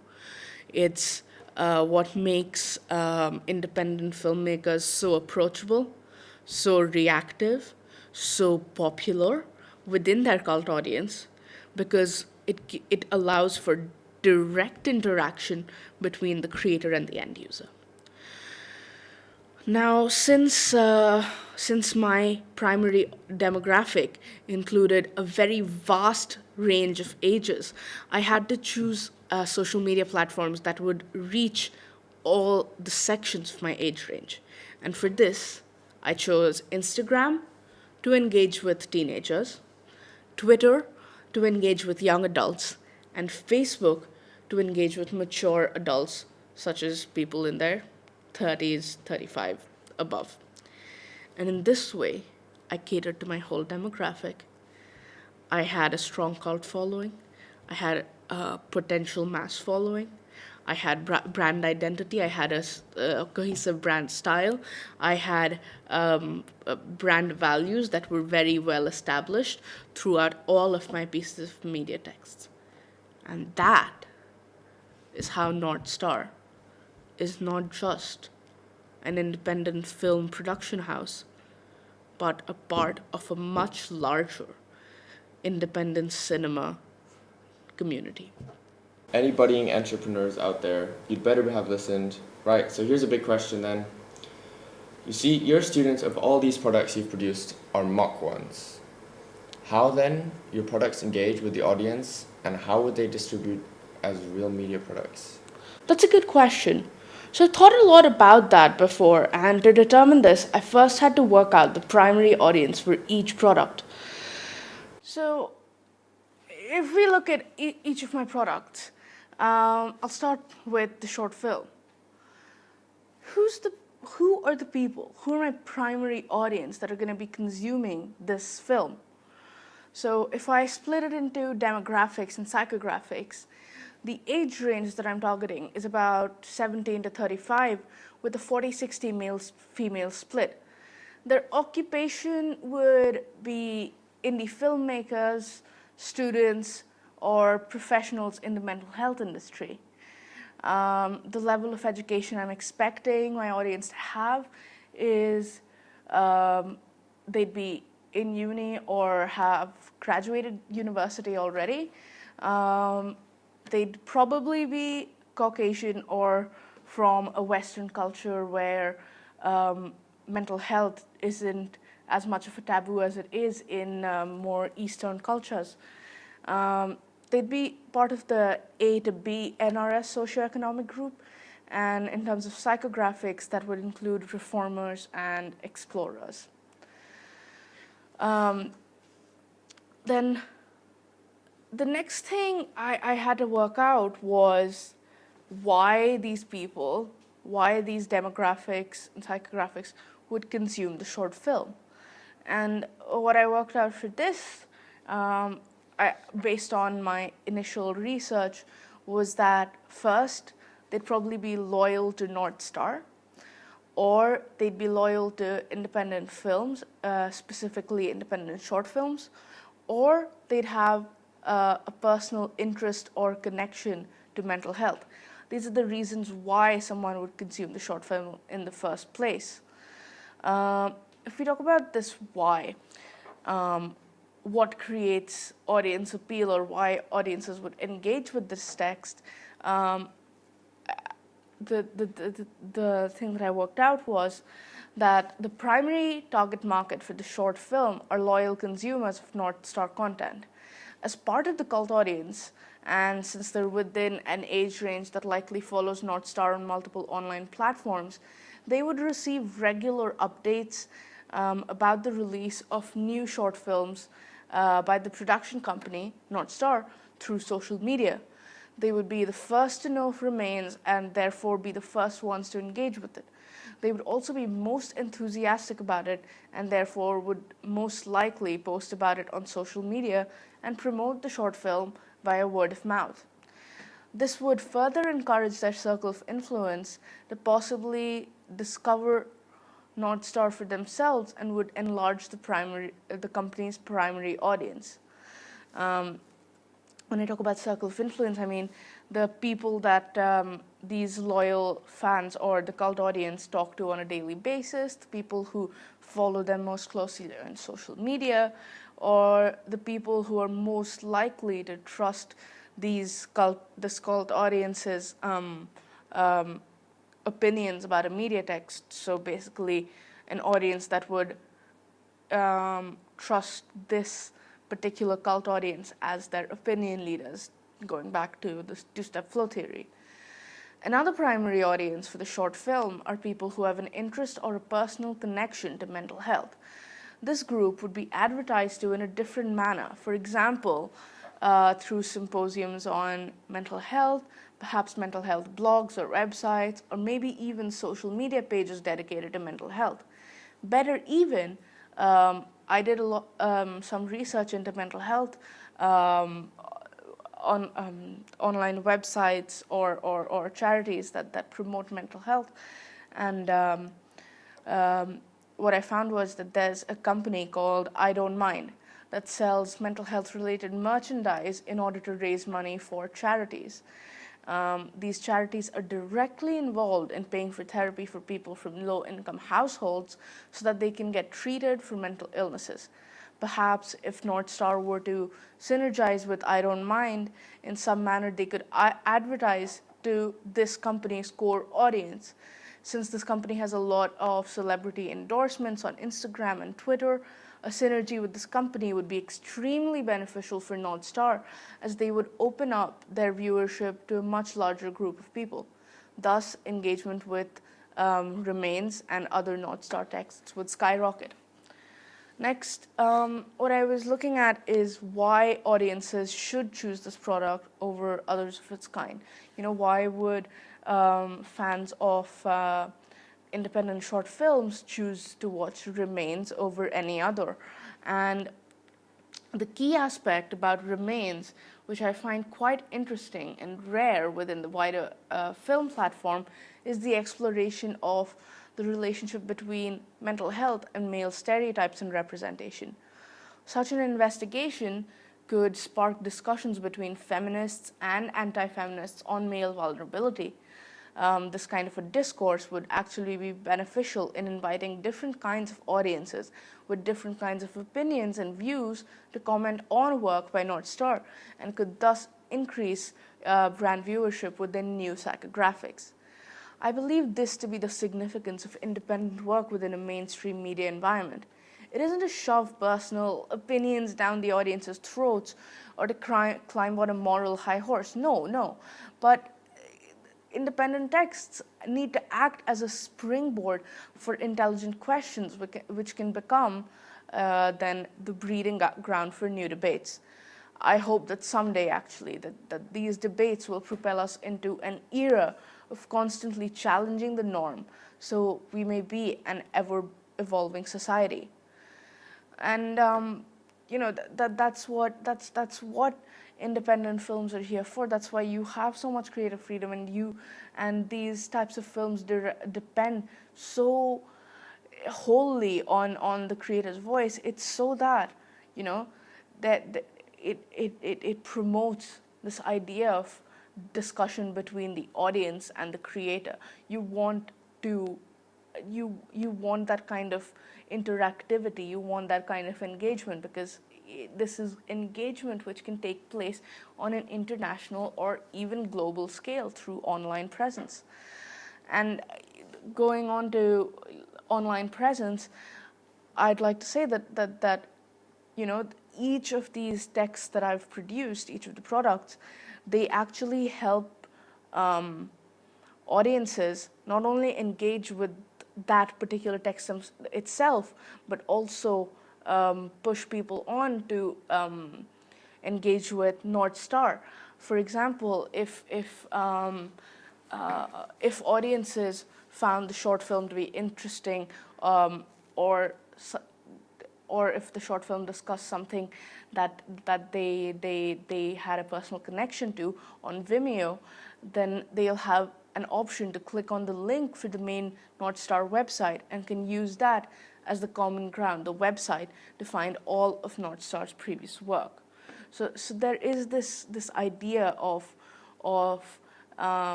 intertextual synergy. You want one text to push people to view another, and then another, and then another, and that's how you want to keep the brand in the audience's eyes. Now talking about the brand and talking about audience appeal through different platforms and different media texts, let me move on to talking about the website. Right. So the website is not for 17 to 20, 22-year-olds. It's that group has a much shorter attention span. They aren't as loyal about their cult followings, because they're more likely to be distracted by newer trends, newer fads. So the website is meant for an age range of about 23 to 40, with a male-female split of 60-40 instead of 40-60 like the short film. And the occupation of people who visit the website will probably be independent filmmakers or fans who have seen work by North Star on Vimeo or the Open Door Pictures page. The level of education, again, would be uni and above, and again, the race of these users would probably be Caucasian or from some Western country. Again, NRS grouping would be A to B, and the psychographic here would only be the explorers.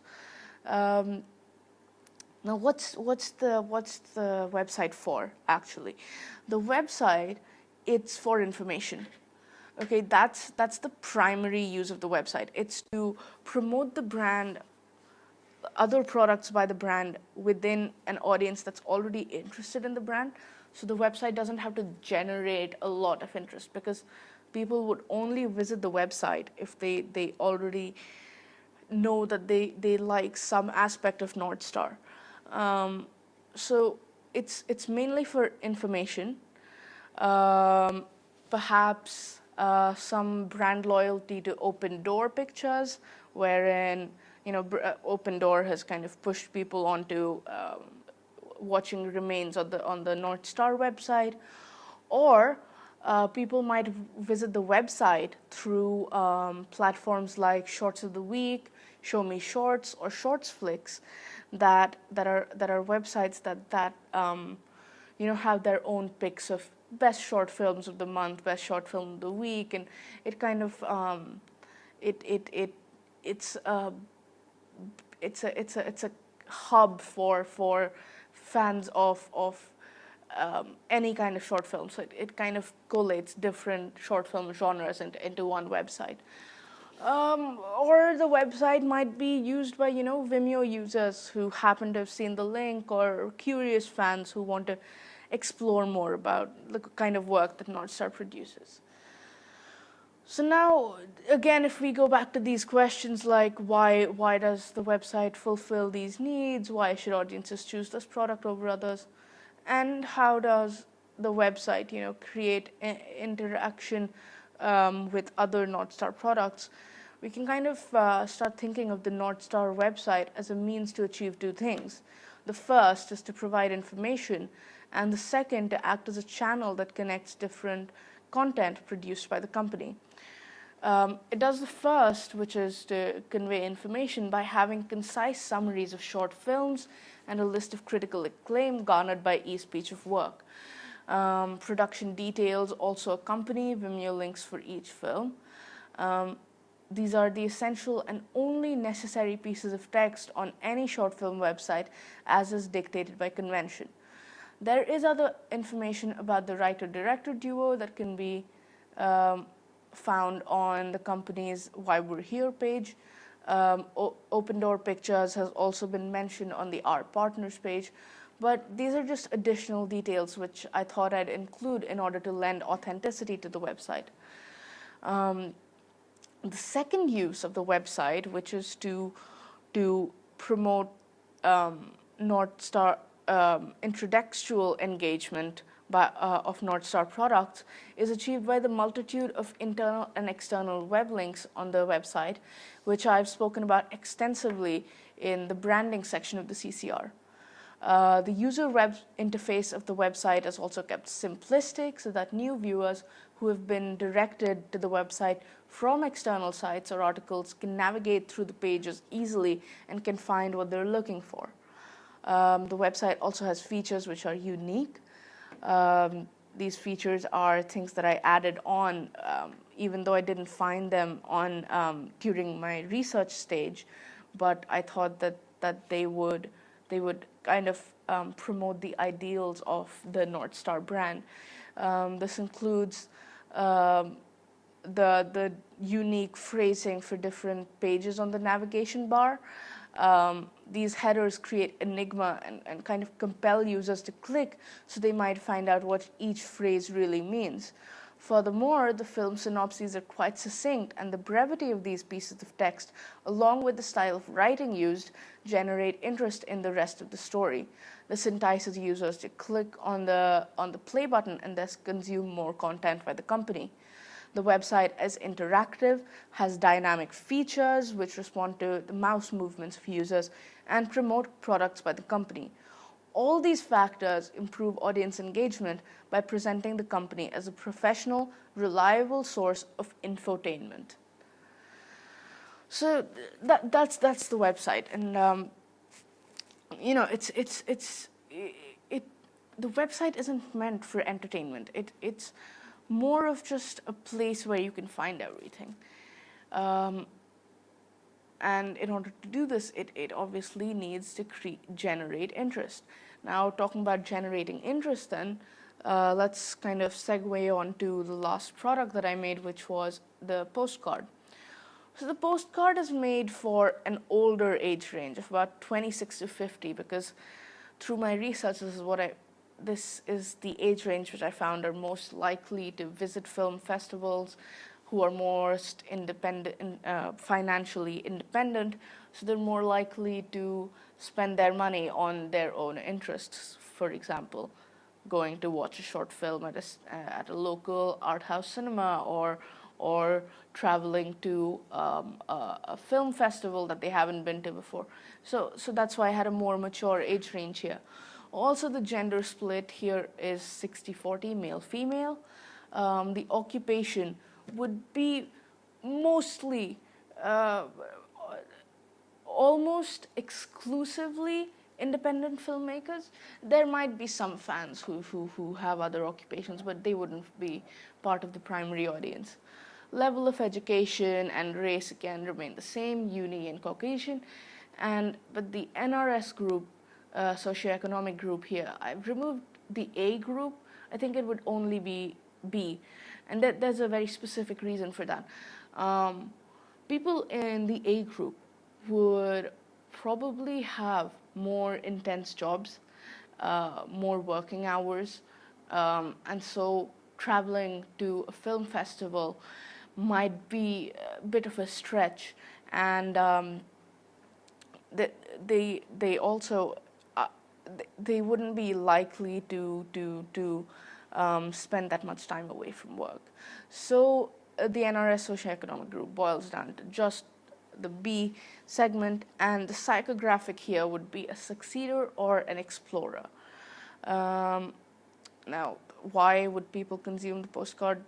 Obviously, it's just because it's an advert handed out at physical show screenings of the film. So there really isn't a complicated reason, but it's mainly to the use of the postcard. It's to lead people or direct people to the brand's website. That's all it has to do. That's all the postcard needs to achieve. Okay, so how does the postcard do this? Let me tell you. Right. So the postcard, it's a simple yet effective means of advertising. It's sort of like a business card for independent film. It has the information about the film itself, but what it primarily works for is to draw the film's viewers to engage with more of the production company's works. There are many ways in which the postcard does so.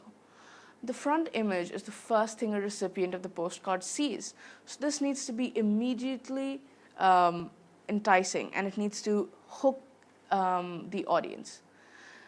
It does so by having a high contrast central figure. Human figures are often used as a dominant image to form a certain relatability, and my use of the darkened face by decreasing the contrast on the facial area actually improves identification between a reader and the character on the postcard. Because it allows people to visualize themselves in that place better. Also, the character's line of sight draws the audience's gaze to the photo frame. This creates enigma surrounding what this character is looking at with such broken body language. There is thus a suggestion of sorrowful nostalgia which can be inferred as loss. The melancholy in the image is anchored by the blue leaves. falling leaves are reminiscent of autumn when trees shed dead leaves, and their blue color has connotations of sadness. From the photo frame, the hand acts as a leading line, and it takes the audience's gaze to the title, It Remains. However, since the audience has already watched the film after they've been handed the postcard, the title is actually not the focus. That's why I obscured it. The title causes the audience uh, to actually search for the text. It isn't obvious. It isn't there just from the right from the beginning. It needs some searching, and what that does is that it is more likely to drive people to read the next line, um, and that next line, that's the important bit, because that's where the institutional information is. After reading the name of North Star in the next line, the audience's eyes are drawn to the translucent film festival logos and the open door logo. This forges a connection between critical acclaim and both production companies in the audience's mind. This association is further reinforced when when the reader turns the page and sees the future festival screenings for the film. At this point, the audience member has been somewhat persuaded to check out the film's producers online, but typing the link is too slow for today's digital age. That's why I included a QR code. Quick, simple, take a picture, go to the website. The convenience of all of this process is what actually pushes the reader to just quickly check out the website, which then leads them to interact with more North Star content. And you know, if that's what the postcard needs to do, then it needs to stand out. It needs to be something that the audience member who's received it, something that they won't just throw away.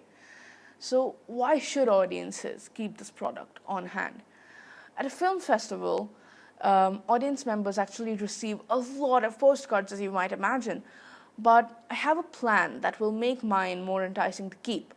Ordinarily, postcards are handed out randomly as people walk between screenings.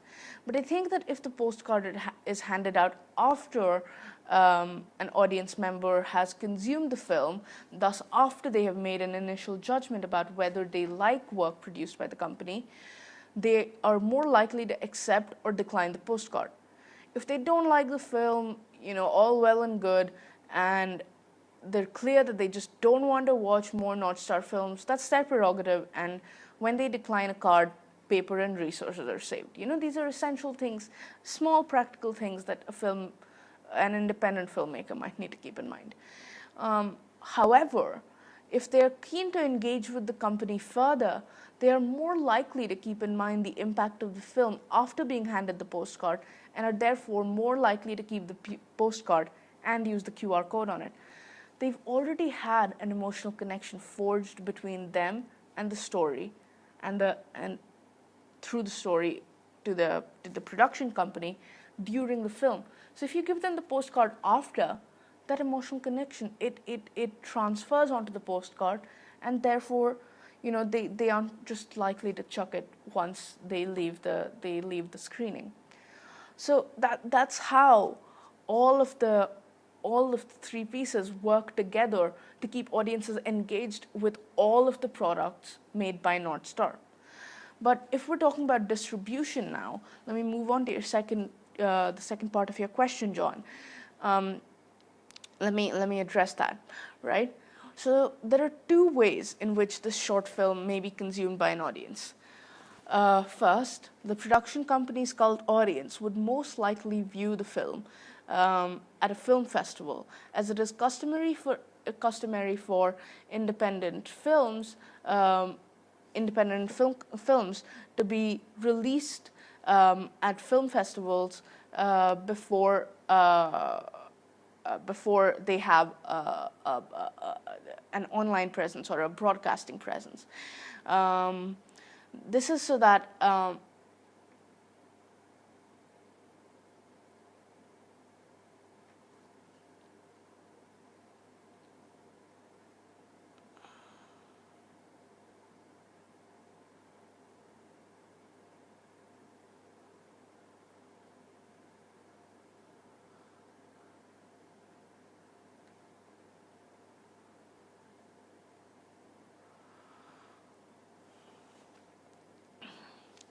There are two ways in which this short film may be consumed by an audience, right? If we're talking about distribution, um, you know, let me address that side of your question as well. So, the production company's cult audience would most likely view the film at a film festival, as it is customary for independent films to have a festival run before broadcasting them to the public. If a company was to release their work online before they did so at festivals, audiences wouldn't pay to watch the work, and neither would talent agents or larger production companies. A festival season is a year long, but production companies can choose how many festivals to apply to, which would vary depend which would vary the duration of their festival run. This choice on applying to different festivals depends on the location of the festival, the quality of their piece of work, eligibility, and the company's financial potential in order to fund a festival tour. North Star could only afford a regional tour. Their affiliation with Open Door for Remains would allow the film at least a national run, if not a European tour, because of the synergy between a small production company and the larger one.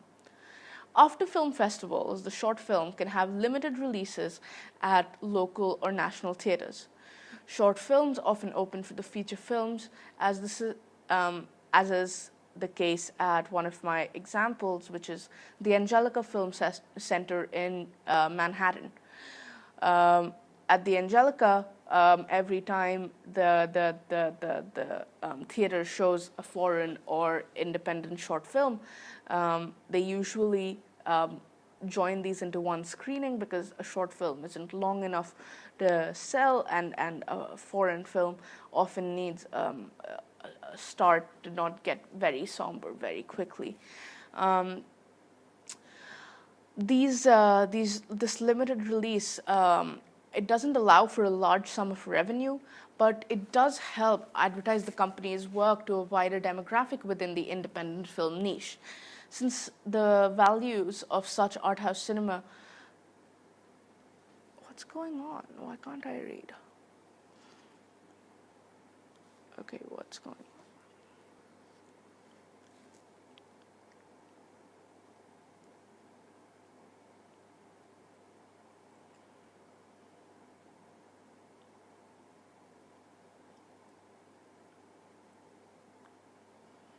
At the Angelica, they often have this. At the Angelica, they often show foreign independent films after they show a short film.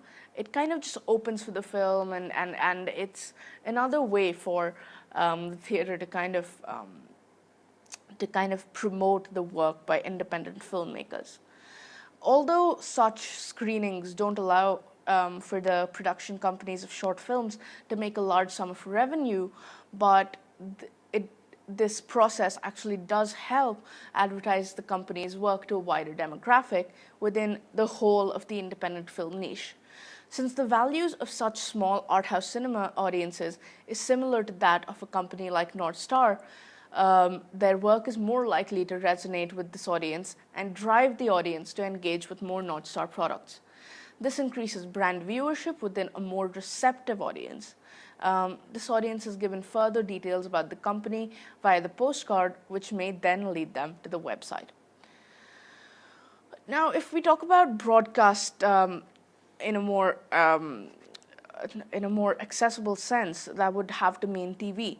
But television is actually becoming an increasingly redundant platform for more online-based brands, because distribution on this platform is not beneficial, as the TV watching psychographic does not intersect with North Star's primary, secondary, or tertiary psychographics. Streaming on online services like Netflix or HBO is a much more contemporary platform, but these two are inappropriate for affiliation with an independent production company due to a discord in financial reach. Such synergy would not benefit larger companies like Netflix or HBO, so a synergy like this would be very unlikely. So, after film festivals and public viewing at small cinemas, An independent short film like Remains can be released online for private and worldwide viewing. This will be done via Vimeo. Vimeo allows for the film to be endorsed by popular filmmakers on the site, which may persuade set these popular filmmakers' cult audiences to consume the text as well.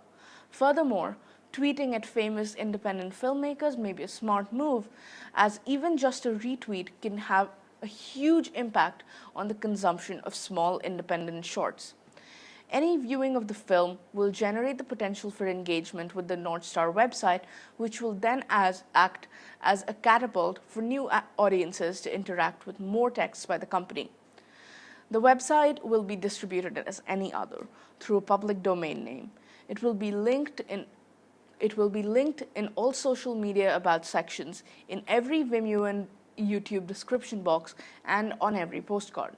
The postcard's distribution is simple, it's just handed out at public screenings like festivals or cinemas. And that concludes my talk about how these products create audience appeal and can also be distributed. It's not very complicated, it isn't hard to understand, but there are a lot of considerations that need to be taken into account, and that's mostly all that's there to say about this. Wow, yeah. Yeah, I can see that. I hadn't even realized that.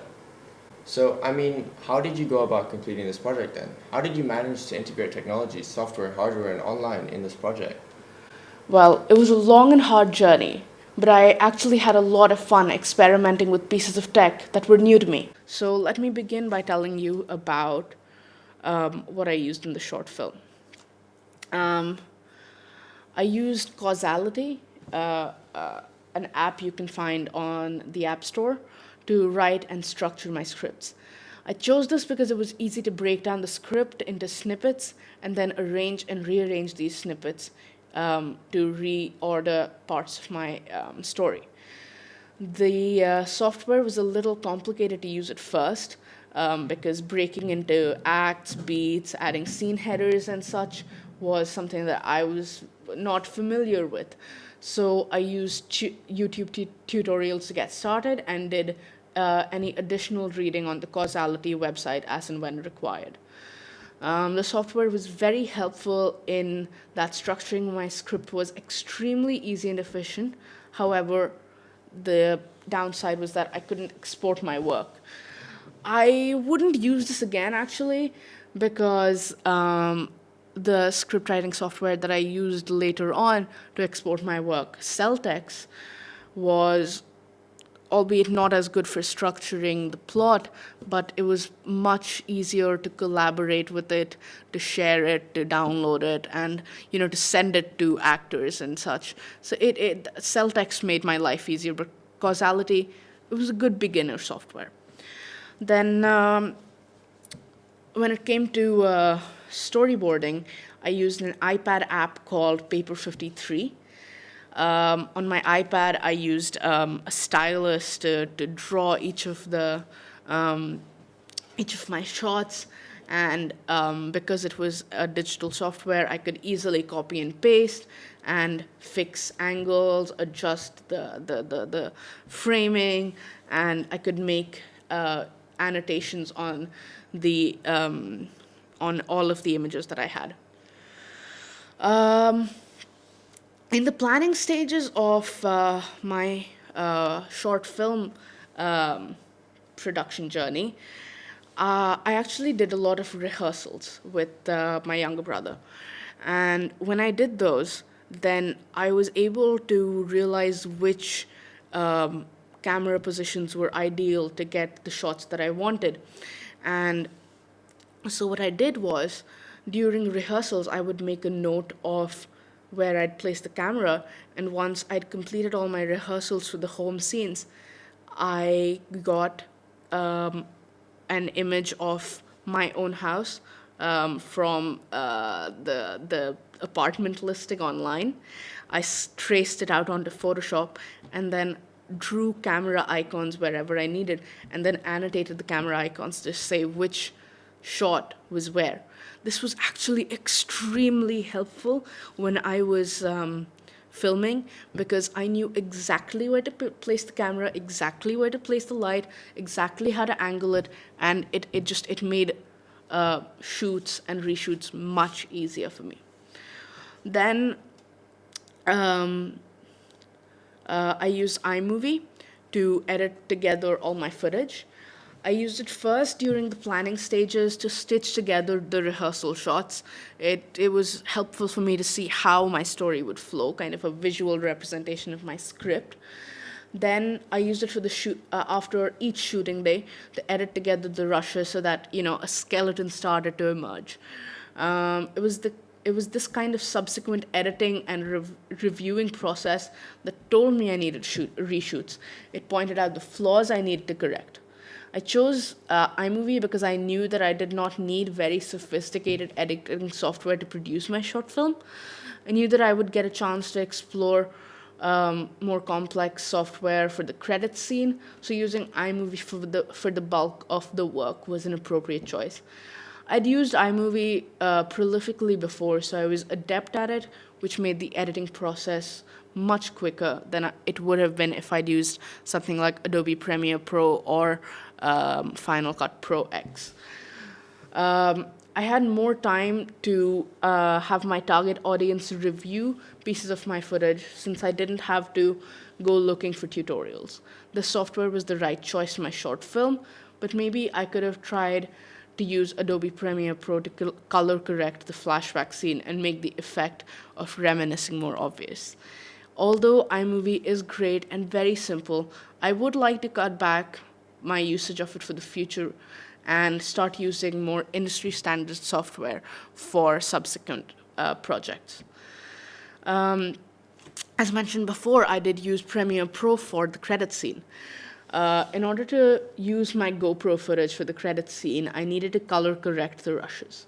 I wanted a completely black background, but my footage had some highlights from the black curtain in the background.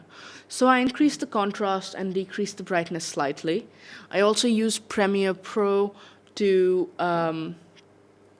I'd never used the software before, so I needed to watch YouTube tutorials to even do simple things such as resizing the frame, which was a bit tedious and actually took made the process a lot slower than I would have thought. Again, I researched the settings that would, again, when it came to exporting the file, I had to research what settings I needed to export the file into, because since it was a more sophisticated piece of software, it had more features and more, more buttons for me to explore and make mistakes with. My first draft of the credits scene started lagging, and I learned that this was because of my Premiere Pro editing. So I came back to it, and since I'd already completed the steps before, I was more confident the second time to play with different settings to fix this lag. Using it, I discovered all the features that the software offered, and I think I'd like to explore these further. Although a range of possible actions is still a little daunting, I want to work on smaller projects just to increase my comfort with Premiere Pro so that I may use it for more formal work later on. Adobe After Effects was actually a new piece of software, but it's become a new favorite of mine. I chose After Effects because I wanted to animate the text for my credit scene. I wanted it to appear from behind the falling pill bottle. So what I did was I watched a lot of YouTube tutorials on text mask effect, and then I followed those same steps, but in a slightly altered way, to add my personal touch in After Effects. What I did was I created a shape or a mask that changed shape with every subsequent keyframe. It would slightly decrease and uncover little bits of text with each little fall. I'd never used After Effects before, so I needed to watch a lot of tutorials to learn this effect. But after practicing it a few times, I found that the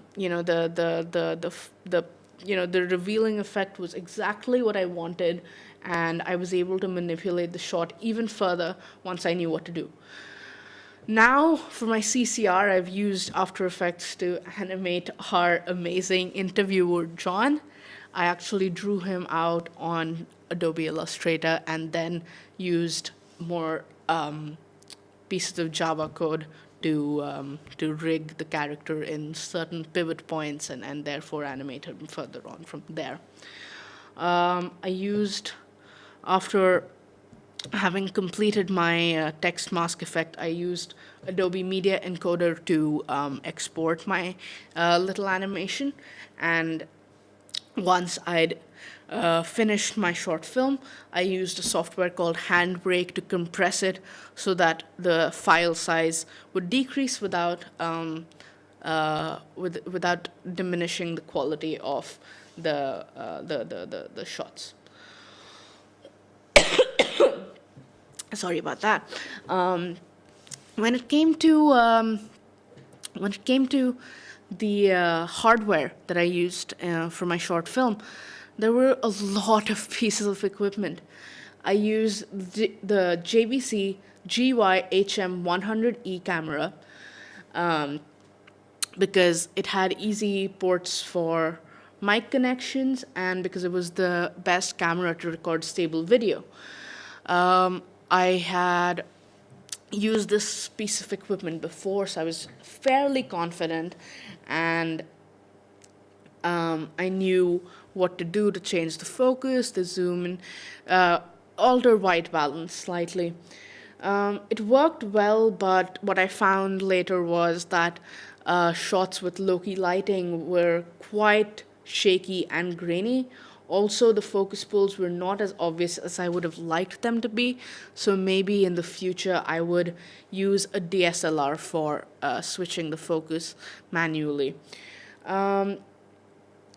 I will use the JVC again for tripod shots, but I will avoid using it for more dynamic shots like handheld movements and again the focus pulls. I think I would be much better off using a DSLR or the Osmo stabilizer camera for this. I used this camera with the Manfrotto tripod so that I could have stable static shots, pans, tilts, and dollies.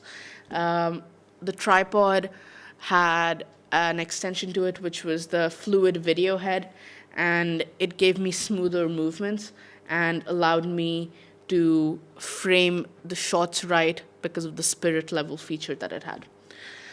Then, during filming, I used the studio lights, which I took home from school, and I used these to adjust the key lighting in my shots.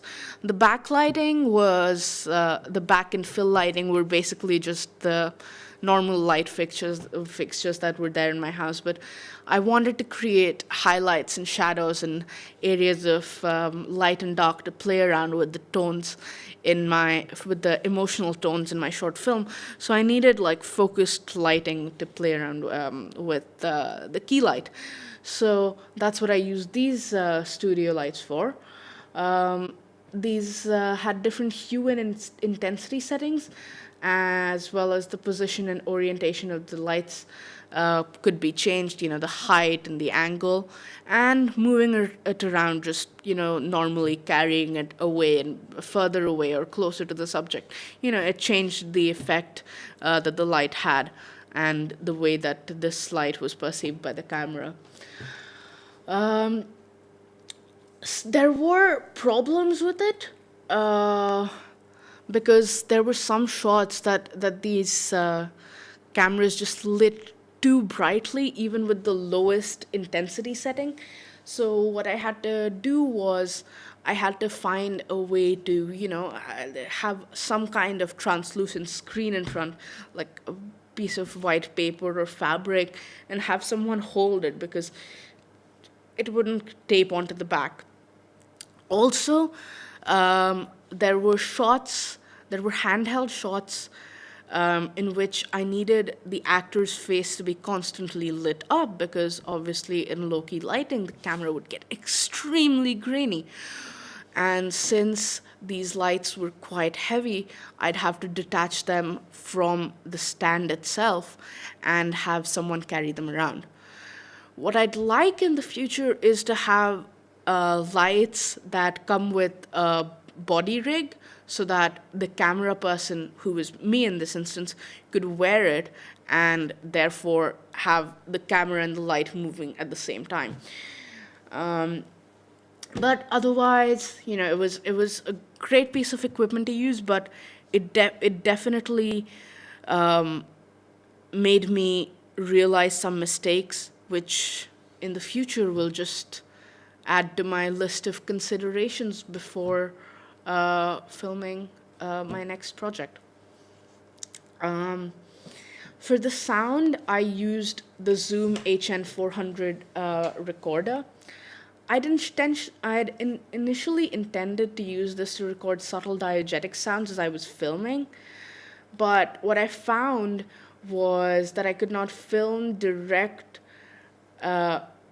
control lighting, review footage, and record and review sound all at the same time.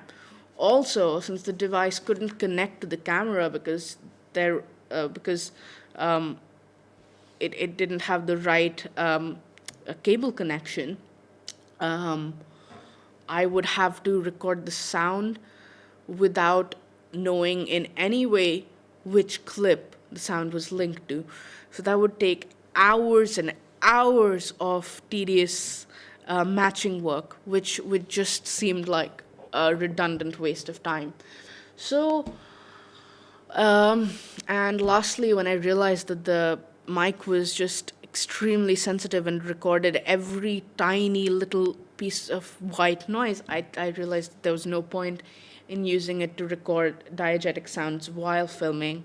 And I later used this sound recorder to record all the Foley work that I did. Thanks to its sensitive microphone, I could record the Foley work to a great quality and could therefore use Adobe Audition and iMovie to kind of play around with different effects to make the Foley work as appropriate and accurate as possible. But there was something that I needed to note with the Zoom is that it was a brand new piece of equipment for me, and I did have to watch some very lengthy tutorials to get a hang of all its settings, which in the end turned out to be a waste of time because for the Foley work, I just needed the basic settings since there was no ambient noise at all. So there are some regrets, but the tutorials, I think someday in the future when I use this piece of equipment again, the memory of those will help me out. Since I was now dubbing sound on separately, I had to record dialogue separately as well. And so for that, I used the Rode lavalier mic, which clipped on to my actors' clothing when they came into the studio, and it was very easy to use. I just plugged the mic into my iPod and recorded my actors' dialogue then. I would have used the lav mic to record dialogue as and when the actors were filming, but what I found was that if I tried to conceal the mic during filming, then the mic would catch the rustling of the fabric where it was concealed. So there was no way to hide it and have it record sound at the same time, record dialogue at the same time. So I had to dub dialogue on separately. The next piece of hardware I used for the short film was the GoPro for the falling pill bottle for the credit scene. Again, GoPros are extremely easy to use. I just had to set it to the 240 frames per second setting, and it recorded a high quality slow motion video. I used the GoPro in the filming studio with the lights that kind of improved the video quality. So it was pretty good, and gave me the falling effect that I wanted. I could slow it down to a really really good speed that would allow the text to appear smoothly and not lag at the same time. Um, Also for the credit scene, after the pill bottle falls, you see the pills spewed in a still frame with the actor's name appearing on the sides. I did a photo shoot for that in the studio again. With the same light settings as I had for the GoPro, so that it didn't look like a jump cut. And the camera I used for this was the Canon EOS 700D. It's a really great DSLR. I'd had a lot of experience using this camera when I photographed for a few school events, and so I was very confident with its use, and it gave me some really good shots to choose from. Finally, I just used SD cards and micro SD cards to store and record footage, and that's the same for all the hardware I used. I used SD cards for all of them. There was one piece of equipment though that actually gave me so much trouble that I just had to cut it out of my short film completely. I had to change up the way that I had written the script because I couldn't use that piece of equipment. It was the Manfrotto dolly that I had I'd taken from school. What it allowed me to do was it allowed me to strap the tripod onto the legs of the dolly, and since I was filming, since I was going to use this dolly at home, and the floors are obviously quite even, I'd expected the dolly to work perfectly, since you need a flat surface for a dolly, and that's all. But hardwood floors are not good for dollies, is what I learned. The video was so shaky, it just looked like the camera was vibrating. It gave me horrible shots. I tried to solve the problem by having the dolly move only on a thin carpet, and I even tried a bed sheet on the floor, but it still I still had the same problem of having shaky shots. So I just had to cut out the track sequence and replace it with a handheld sequence, and just hope that my hand was stable enough to mimic a track. Next time I use the dolly, I'll have to ensure that I use it on a completely smooth surface like marble or glass or cemented concrete. But yeah, that's all for the hardware for the short film. Next to the short film, I did use some online resources. As I mentioned before, Causality, the script writing software, couldn't actually export any work. So I used Celtex, another script writing software. Over the summer, I'd done a screenwriting course online, and I'd known Celtex from there. But since it needed a paid subscription, it wasn't my first choice. But again, I really did need to export my draft, so I had to copy everything from Causality onto Celtex, and then the Celtex was great because it allowed me to keep different versions of the script as as the thing progressed, as the story progressed. Celtex also offered different features like having templates for call sheets, location recce's, and I used these to plan and organize my shoots. Then I used Google Docs to download and fill up the Celtex templates for the call sheets and recce reports. I made these pretty quickly on Google Docs because it was easy to access through different devices, and I could keep updating it regularly. Then I used Google Sheets to keep track of the shortboards that I'd made. For each version of the script, I made a different version of my shortboard.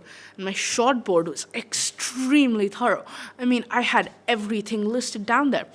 And I love using Excel and Google Sheets because it's a very easy way for me to visualize all the information I need to keep in mind. So yeah, that's what I used. And I also did a thorough risk assessment of my sets before I allowed any actors on there. And Google Sheets was a great place for me to make my risk matrix and risk prevention document. And the last another online resource that I used was Pantone. As I mentioned previously in the CCR, the color that I chose for Jack's shirt was very carefully selected. So were the costumes for all of the other actors, and the driving thought process behind these costume decisions was color design. Now, Pantone is a private company which provides guides and color systems for client use. Established in 1962, today it is the respected source of color identification. I used their online color matching system for the color design of my mise-en-scène. I wanted the characters' costumes to connote their general attitudes and feelings towards Peter's passing and showcase their emotional perspective. I shortlisted colors from the Pantone site for each item of clothing, analyzed my shortlisted colors, and then selected a color for each actor to bring to set and wear as a costume. I'd used Pantone's matching system before for design and graphic design projects, and it was interesting to use it in a media context this time. Another small detail that I actually wanted to pay a lot of close attention to was the falling pill bottle. For the credits scene, I wanted that pill bottle to look as real as possible. But in Malaysia, we don't have pill bottles. We have strips of medicines. So I had to recreate that prop. Now what I did was I had a little glitter bottle that I used, but I wanted that prescription label on the outside that is so quintessential for pill bottles. Don't ask me how I know this. I watch a lot of American TV shows. Anyway, I scoured the net for a suitable template. I downloaded it and edited it on Photoshop to lend authenticity and add character details and make the prescription look as realistic as possible. Then I printed it and stuck it onto my little glitter bottle, and that acted as my prop. And finally, I've mentioned before that I used a lot of YouTube tutorials. So this had to be included in my online resources section, is that I learned a lot from YouTube. I relied very heavily on it to guide me through the usage of new pieces of equipment and software. The tutorials showed me basic versions of utilizing features that I wanted to include in my coursework, and then I practiced these skills further to gain confidence as I continued to use each bit of software and hardware. Now moving on to the website, I didn't have a lot of software or hardware to use for the website actually. The only piece of software I used was Photoshop. I used Photoshop to create the website background picture.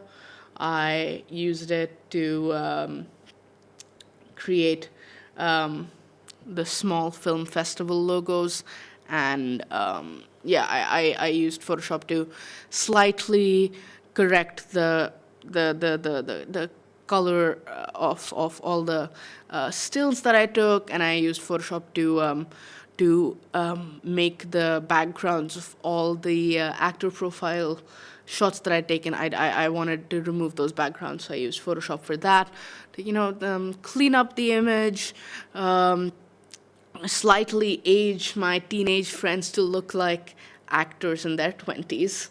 And yeah, just slightly clean up all the pictures that I had on my website. I wanted it to look professional, and I wanted it to look realistic, and I wanted it to look authentic, and Photoshop allowed me to do that. Um, yeah. So when it came to hardware for my website, I used studio lights and two types of cameras. I used the Canon EOS 700D to take the website background image and the film stills.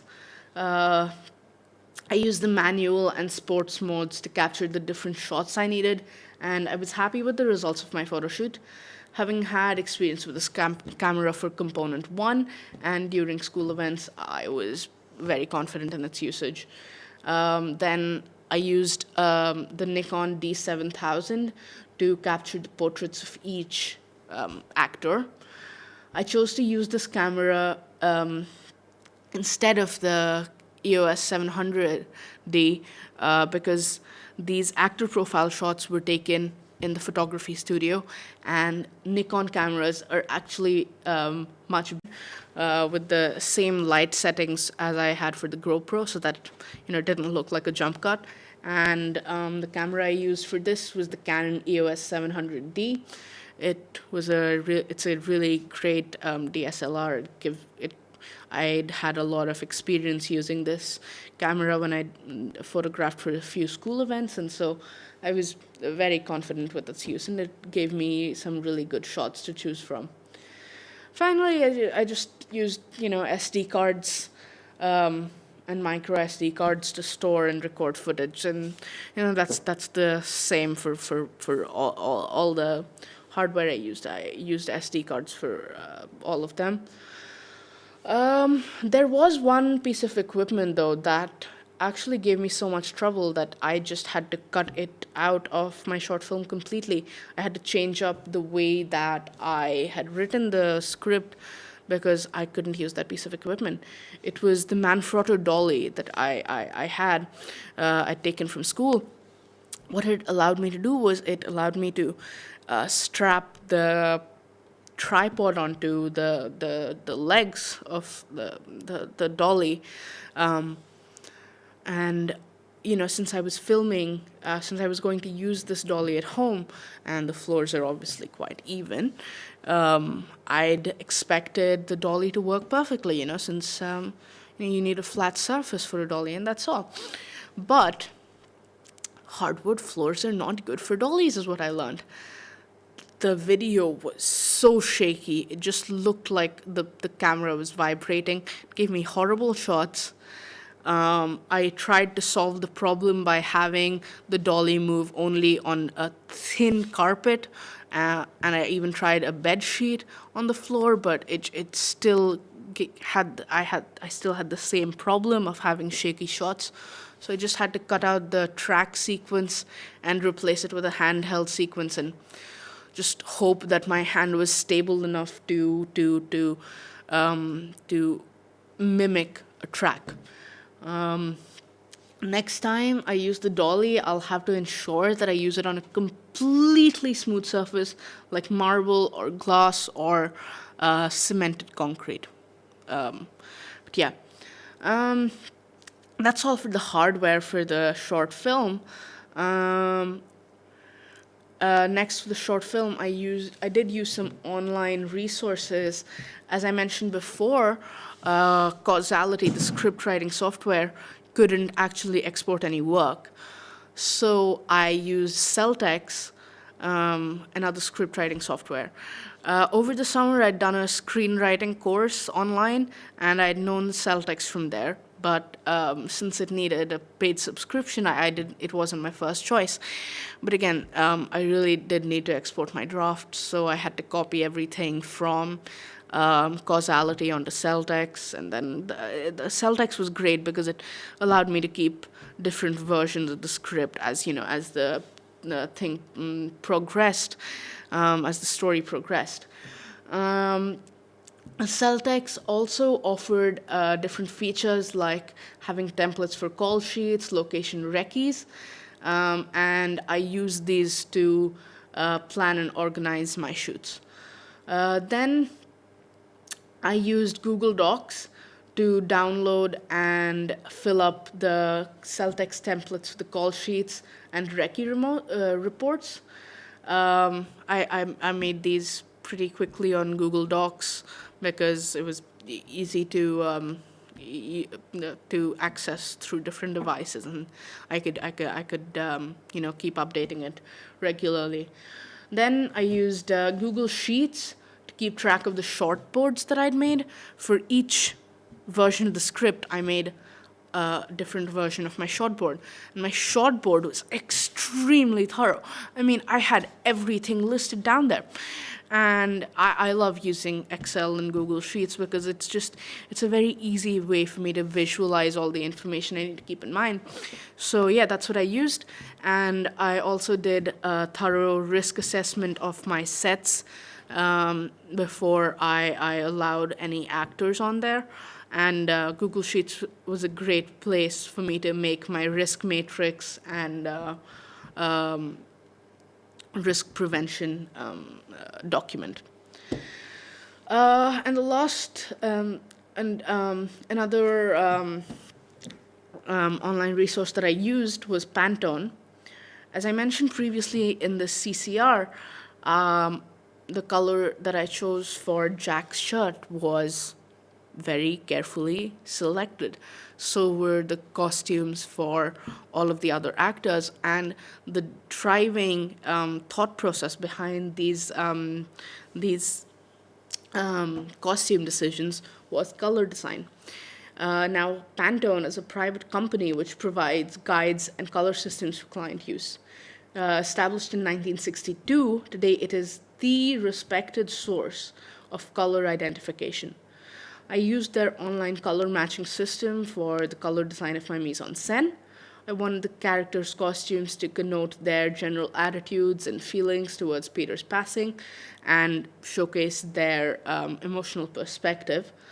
I shortlisted colors from the Pantone site for each item of clothing, analyzed my shortlisted colors, and then selected a color for each actor to bring to set and wear as a costume. I'd used Pantone's matching system before for design and graphic design projects, and it was interesting to use it in a media context this time. Another small detail that I actually wanted to pay a lot of close attention to was the falling pill bottle. For the credits scene, I wanted that pill bottle to look as real as possible. But in Malaysia, we don't have pill bottles. We have strips of medicines. So I had to recreate that prop. Now what I did was I had a little glitter bottle that I used, but I wanted that prescription label on the outside that is so quintessential for pill bottles. Don't ask me how I know this. I watch a lot of American TV shows. Anyway, I scoured the net for a suitable template. I downloaded it and edited it on Photoshop to lend authenticity and add character details and make the prescription look as realistic as possible. Then I printed it and stuck it onto my little glitter bottle, and that acted as my prop. And finally, I've mentioned before that I used a lot of YouTube tutorials. So this had to be included in my online resources section, is that I learned a lot from YouTube.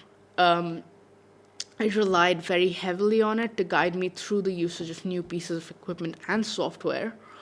The tutorials showed me basic versions of utilizing features that I wanted to include in my coursework, and then I practiced these skills further to gain confidence as I continued to use each bit of software and hardware. Now moving on to the website, I didn't have a lot of software or hardware to use for the website actually. The only piece of software I used was Photoshop. I used Photoshop to create the website background picture. I used it to create the small film festival logos, and yeah, I used Photoshop to slightly correct the color of all the stills that I took, and I used Photoshop to make the backgrounds of all the actor profile shots that I'd taken. I wanted to remove those backgrounds, so I used Photoshop for that to clean up the image, slightly age my teenage friends to look like actors in their 20s. And yeah, just slightly clean up all the pictures that I had on my website. I wanted it to look professional, and I wanted it to look realistic, and I wanted it to look authentic, and Photoshop allowed me to do that. Yeah. So when it came to hardware for my website, I used studio lights and two types of cameras. I used the Canon EOS 700D to take the website background image and the film stills. I used the manual and sports modes to capture the different shots I needed, and I was happy with the results of my photo shoot. Having had experience with this camera for component one and during school events, I was very confident in its usage. Then I used the Nikon D7000 to capture the portraits of each actor.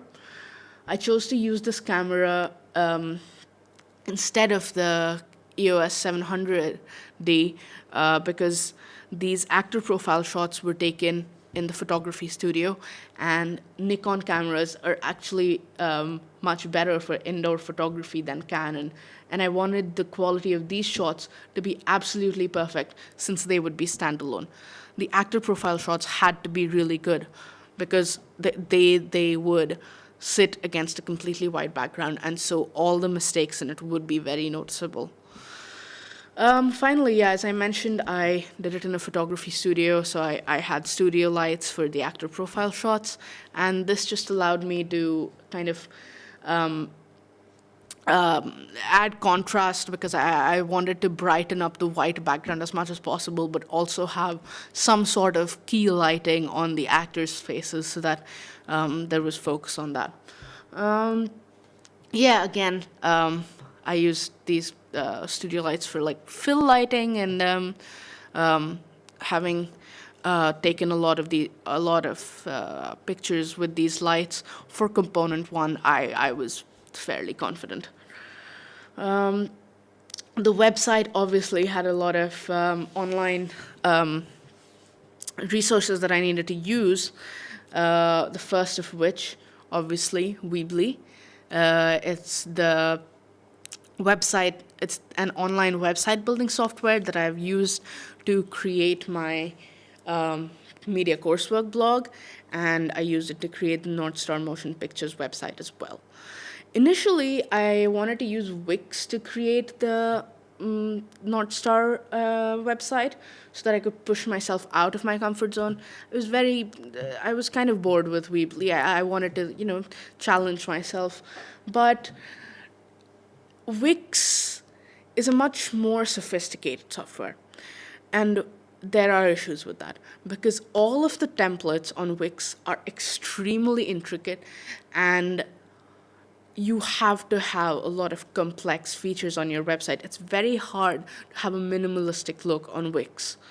So, since it was a convention of short film websites to be minimalistic, to be simplistic, I had to switch to using Weebly. I needed the website to exude simplicity. The website needed to look like it was made by an underfunded team, which is why I was not at the luxury of using fancy typefaces or features, which was mandated by Wix because it's made for that kind of demographic. Another website building software that I wanted to use was Squarespace. Squarespace, I found out, was extremely professional and therefore extremely expensive to get a domain name on. There was no way I, as a student, could use it. Also, as I've mentioned several times throughout this video, I use Vimeo. I used Vimeo because it's so it's so deeply rooted in the independent filmmaker online culture now that my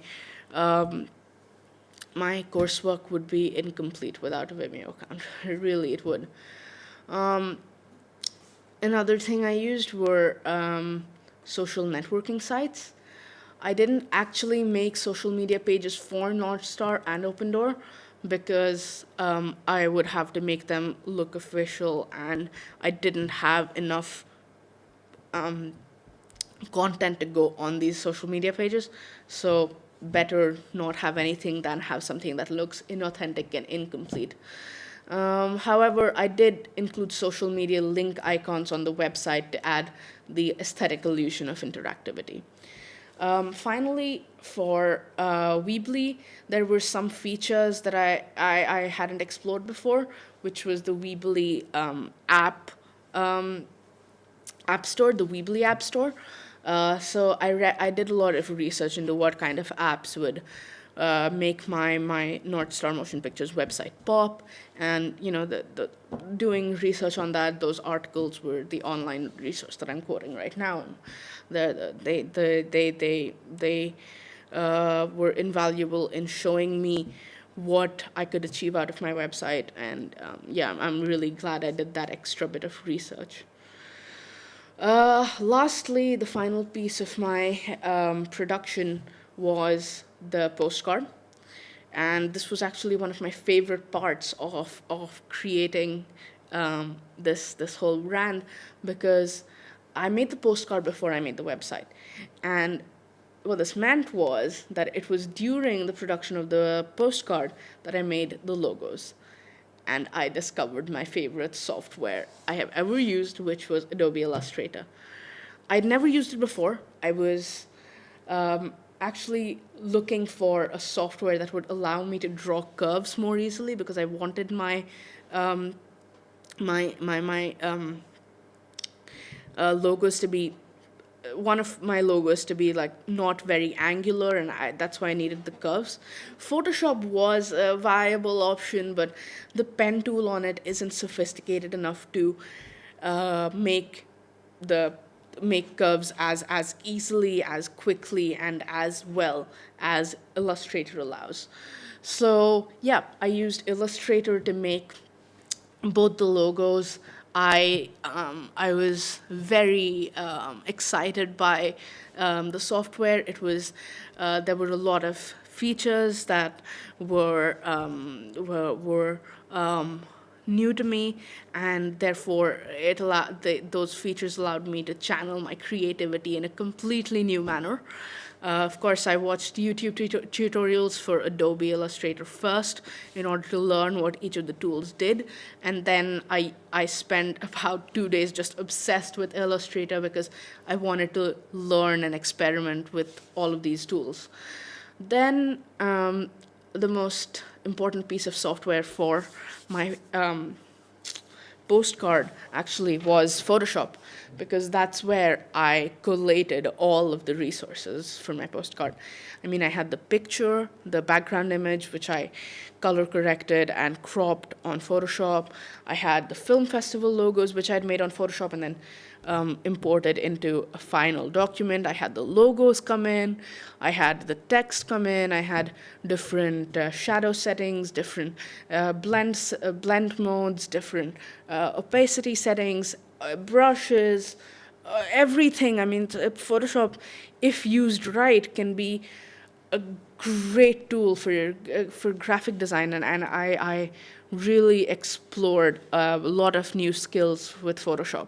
I mean, I used it a lot last year, especially for the front page of the magazine cover for Component 1, but I hadn't seen it used in this light that I had this for Component 3. I watched advanced Photoshop video tutorials, and I actually am very thrilled to say that my use of Photoshop was now at a much higher level than it was before. Finally, for the postcard, I mean, I just had one photo shoot for it, and I had that photo shoot with the Canon EOS 700D again because it was outdoor, and Canon is better for outdoor images. Um, I'd actually first wanted to have the postcard be a single image of a pill and have like the name of the short film inscribed into the pill, but I, after discussion with my target audience and my teachers, I realized that that might give away the surprise ending, because pills are obviously a very prominent signifier of suicide. So I changed it up and I took the shots of Alistair that I've included on my blog actually, and yeah, I used C700D for that. It was great camera. And I think the shots came out as well as they did because of the practice that I'd had and because I allowed myself to be confident with that piece of equipment.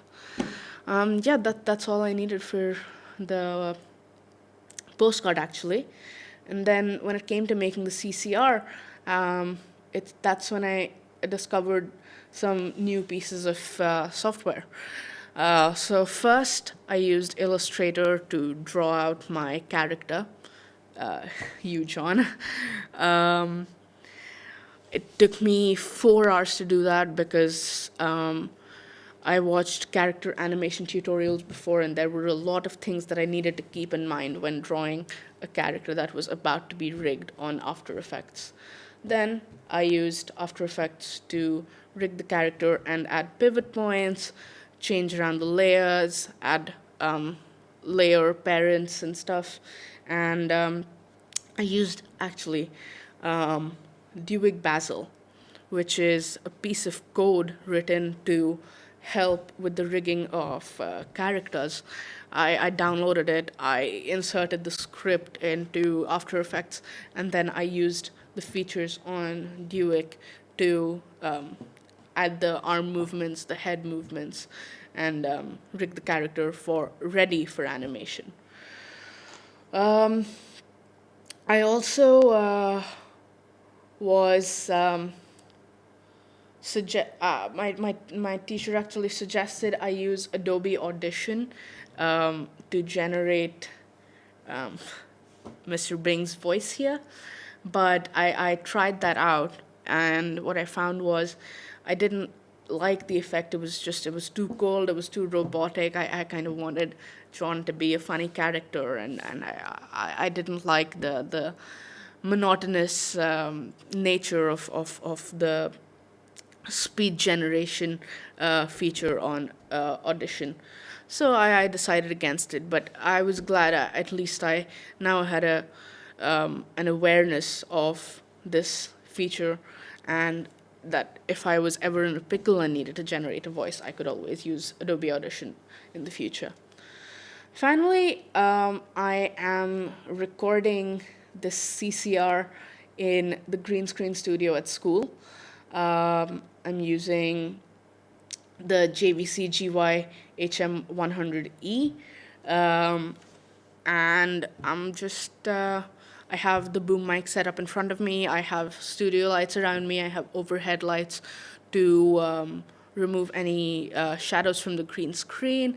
I have smaller overhead lights to light the top of my head to add like a rim lighting.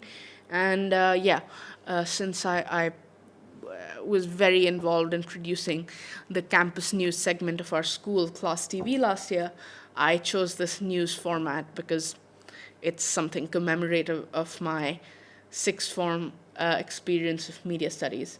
And I just wanted my final piece of coursework to be a tribute to that. And lastly, I'd used 2 online softwares to plan for the CCR. I used Google Docs to create a table that broke down each CCR question into the key media terms and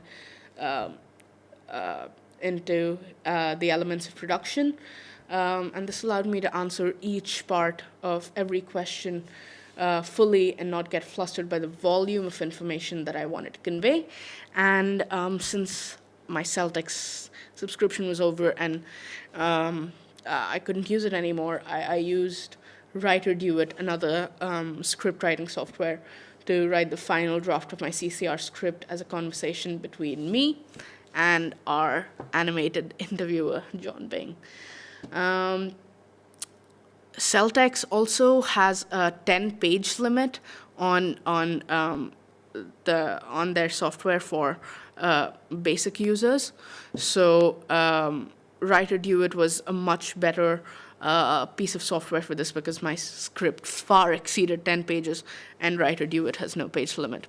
So yeah, that's all of the technology I use to produce all the parts of my coursework. That is a long list of stuff you used. You seem to have picked up a lot of new skills. I did, yeah. Not just technical skills, but also the process of constantly evaluating and improving my product taught me a lot about making big decisions. I learned about collaboration and planning and resilience. I grew as an independent problem solver. All in all, this project really pushed me to grow, and I'm so grateful for the opportunity. I'm glad you had a good time working. I mean, that's the kind of passion that is inspiring to see. Well, there you have it, folks. An exclusive interview with none other than Antara Sen. Could we have a huge round of applause, please? Well, thanks for being here, Antara. I hope to see you again after your next project. Thanks for having me, John. I had a lovely time. It was my pleasure.